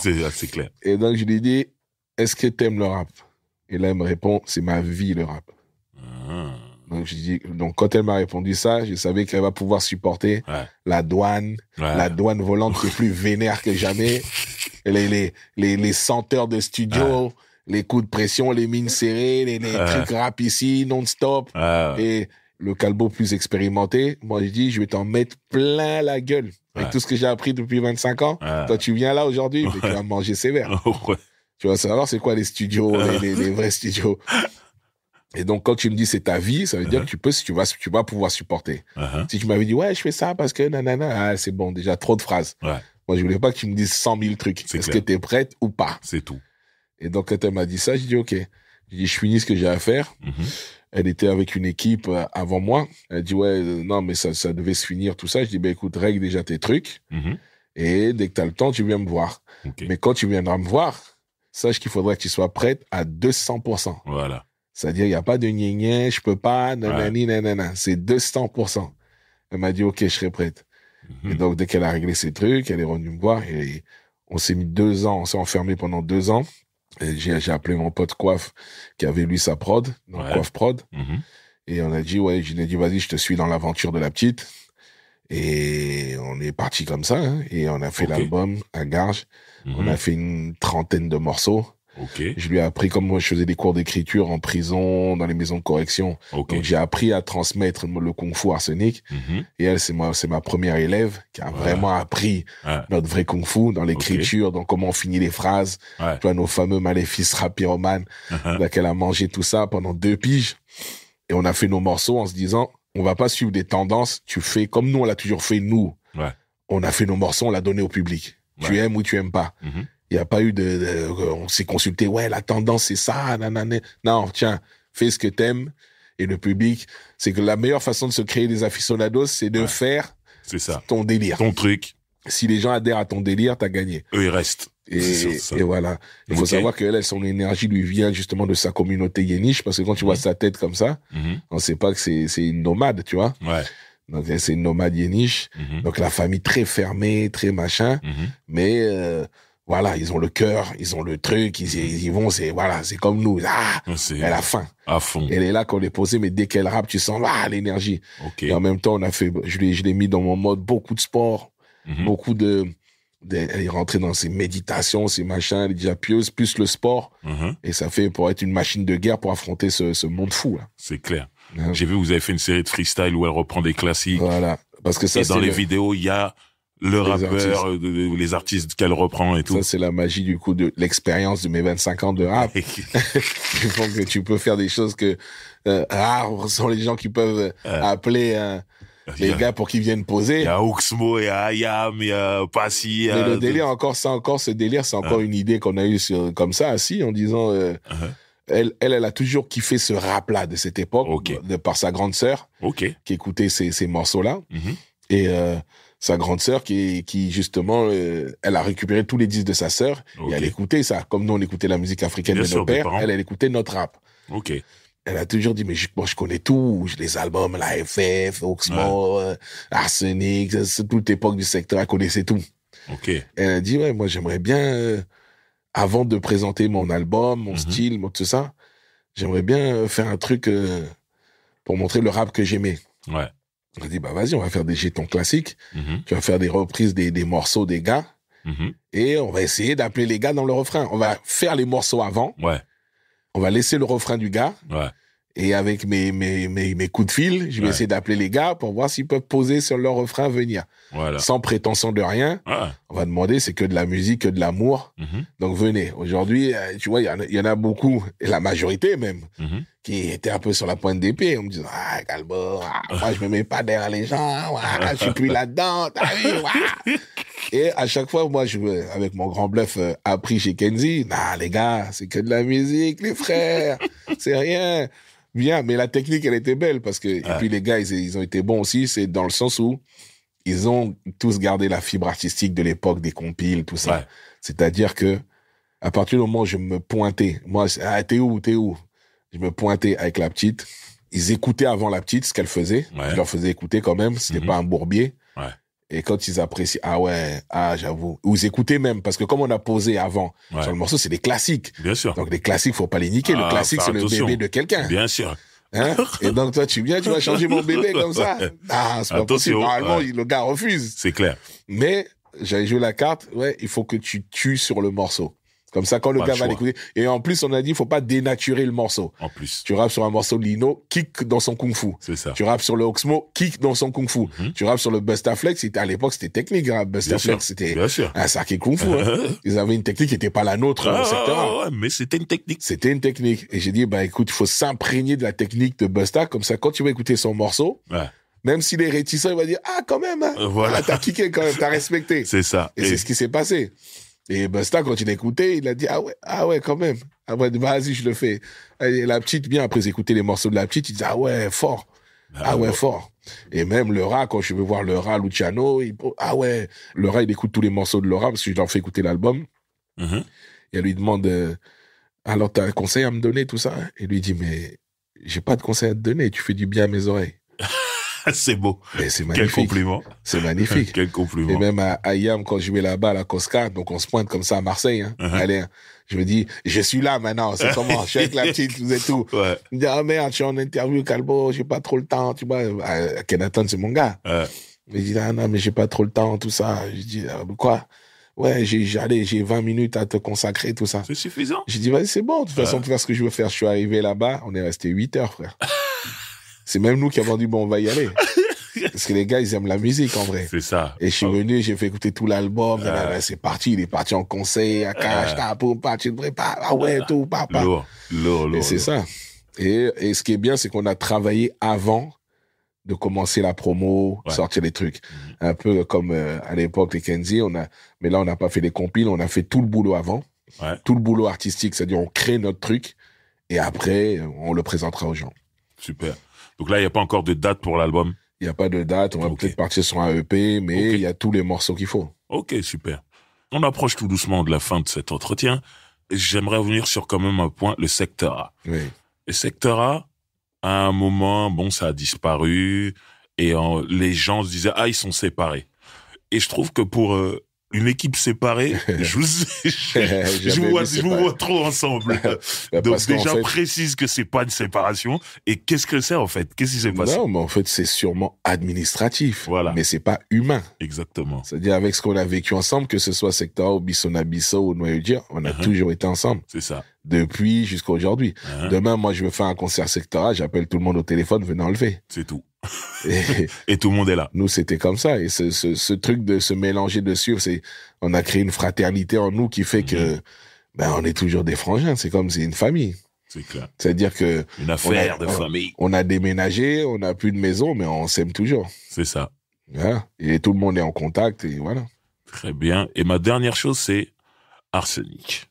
Ouais. Est-ce qu'il y aura un nouvel album un jour? En plus d'après des bruits de couleurs, je sais qu'il y a un album qui existe. Oui, mais c'est ça aussi. Peut-être même plus. On nous a toujours dit à quand l'album d'Arsenic. Même moi, quand j'écoute ces morceaux, quand je te disais qu'on avait beaucoup écrit, Ouais. des solos, des morceaux avec Lino, on a des morceaux. Ouais. Mais bon, moi j'ai un frère qui est artistiquement très perfectionniste. Ouais. Et que pour lui, je suis sûr que si tu lui poses la question, il dira non, on va faire d'autres morceaux. On va faire autre chose. Mais moi, quand j'écoute ces morceaux-là, je me dis, mais... Je dois dire ici la vérité qu'un jour, tu m'as fait écouter 2 morceaux Ah ouais. et que pour moi, c'était du prêt à sortir. Ben, bien sûr. Et c'est ça le délire. Mais Lino. j'espère qu'un jour... Mais on a failli les sortir en plus pour la réédition de l'album quand on a fait Ouais. l'Olympia. Quelques gouttes suffisent. On a failli et mettre au moins 11 morceaux Ah ouais, de cette époque. C'était le bon moment. Et, Pourquoi peut-être vous on va l'avez pas trouver... fait? Peut-être, je sais pas ce qui s'est passé administratif encore. Ok. Mais maintenant que je suis un peu plus, grâce à Coiffe Prod, que j'ai appris un peu les dessous, l'arrière-cours, Voilà. être derrière, et je me dis oui, ça mérite de sortir. Comme je sors aujourd'hui mes morceaux en Bien EP, j'espère qu'ils vont sortir. Comme ils appartiennent à la maison de disques, tu vois. Ouais. Donc c'est eux qui ont ça, ils ont ce Graal. C'est ça. On a fait une quinzaine de morceaux déjà qui existent, qui sont enregistrés et tout. Ok. T'as vu, il y avait un qui avait fuité, c'est Jusqu'à mon dernier souffle, Ouais, je me qui rappelle. avait fuité sur Internet. Et, C'était bon, ça. ouais, si tu l'écoutes, c'est... T'es un fan d'Arsenic, t'es content. Tu vois? Jusqu'à mon dernier souffle, si tu tapes Arsenic Jusqu'à mon dernier souffle, tu trouves ce morceau sur Internet. Un mec a fait un montage bizarre, une fuite du studio, justement, quand on a enregistré l'album. Et pour répondre à ta question, avec Lino, on s'est toujours dit, on va le faire. On le doit aux aficionados. Ouais. Donc, on va le faire. Même si là, on fait des solos. Là, Lino, il est à la fin de son solo. Ok. Moi, je vais en profiter. J'en ai posé faire un livre et un EP parce que voilà, je dis, bah, vas-y, je vais les sortir les morceaux. Bien sûr. Donc, ils seront encore là. Il y a Laura Yeniche qui est là. J'ai fait un morceau en plus avec elle sur mon EP qui s'appelle, je l'ai chanté sur Bean dimanche. J'ai vu la vidéo. C'est deuxième round où je lui donne des conseils. Ouais. Je le conseille sur notre rap. Ok. Il dit, en gros, je lui disais, ouais, nous, on rappe pas, on a toujours boxé avec les mots. Donc, on n'a jamais fait de rap, nous, on a toujours boxé avec les mots. Ça veut dire que, en fait, qui prétend faire du rap sans prendre position. Ça veut dire que boxe. Ouais. Mais l'impact dans tes trucs, machin. Enfin, pas que du rap, machin. C'est ça. Et j'ai même un morceau qui regarde le monde. Donc, c'est regarde le monde, comme si c'était les suites, en fait. Ok. Et où mon fils, je lui parle à un ado de 18 ans. Ah ouais, ça c'est un bon concept. Donc, le premier regarde le monde, il avait 1 an, même pas. Et là, il a 18 ans. Donc maintenant, c'est d'autres conseils. C'est un père qui parle à un ado. Ouais. Ok, ça c'est les conseils d'un ado. Je l'ai mis aussi dedans parce que justement, c'était les parties de ma vie. Bien sûr. Et je l'avais quitté et je donne des conseils dans ce morceau. Ok. Et ben, je le mets dans le EP parce qu'ils existent. Et voilà, il faut les lancer. Très, très lourd. En tout cas, merci pour ce moment. Et ici, voilà. Dans Featuring, on laisse jamais notre invité partir sans son cadeau. Merci. Donc, il y a un cadeau pour toi. Et le but, c'est que tu l'ouvres ici devant nous et que tu nous dises ce que c'est, surtout pour les auditeurs. Déjà, c'est petit. Les auditeurs. Tu sais, j'ai vécu une scène comme ça, la même scène, je te jure. Là, je le raconte dans mon livre, vous allez rire à mort. La même scène. Comme ça.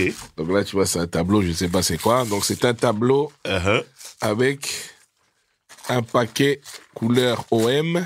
Les gars, vous voulez me brûler les doigts. Et c'est... Ah ouais, mais je connais ça. Où t'as trouvé ça? Alors, c'est le brevet d'invention. Mais invention de quoi, si tu peux dire? De la casquette Lacoste. Voilà. Ma fameuse casquette Lacoste. Voilà. C'est magnifique, ça. Mais est-ce que c'est le vrai? C'est le vrai. Non. C'est le vrai. Non. C'est le vrai. Mais non. Je te le dis. Mais comment c'est le vrai? Ici, on a des agents ici. Ils trouvent tout. T'es sérieux? Mais non, les gars. Tu vois? Parce qu'attention. Attention. C'est le vrai. C'est le vrai. C'est ouf, hein, parce que il y a un truc qui est ironique, qui est énorme. Parce que j'ai un gars à moi, et c'est déjà merci beaucoup, c'est énorme le truc. J'ai un gars à moi qui m'a parlé de ça il y a quelques jours. Et je te jure, hein, véridique. Hein, il m'a sorti un brevet de fou de Lacoste qu'il a montré aux gars de Lacoste. Les gars, ils ont tremblé. Tu vois? Et il avait ça, et il disait, non, celui-là, jamais je vais le vendre. Et c'était le même délire, mais ça, c'est énorme. Donc voilà. Bah écoute, Je sais que la casquette, tu l'as portée, tu la portes encore, hein. mais je la porte encore. Voilà. Dans les Donc, photos, dans les trucs, Voilà. au concert à l'Olympia. C'est ça. C'est un classique. J'ai souvent des sur Instagram, sur machin, des gars qui sont encore collectionnent ça. Hein. Et tu vois, l'ironie du truc, moi je m'en foutais à la fin de... Ouais. Tu sais, ça faisait longtemps, on les portait plus. Ouais. Un jour, quand j'ai déménagé, on en a retrouvé au moins 100 et quelques, 200. Mhm. Ouais. Et j'ai un pote à moi que je l'avais passé. Il m'a dit, qu'est-ce qu'il a fait? Il les a mis sur Internet. Il les a mis sur Internet. Mon gars, écoute bien. Et heureusement, il a pas dit c'était un calbo d'arsenic. Ah Parce que oui, je crois que ça. les gars, ils faisaient Leur des vendu enchères, cher. frère. Ils faisaient des enchères. C'est-à-dire qu'à un moment donné, je crois qu'il m'a dit, ils sont partis à 100 € la casquette, ou 80 €, Mhm. ou 50 €, je sais plus. Ou un mec qui est monté jusqu'à 80 € la casquette, Ok. et il a dit, mais je les prends toutes. Ah ouais.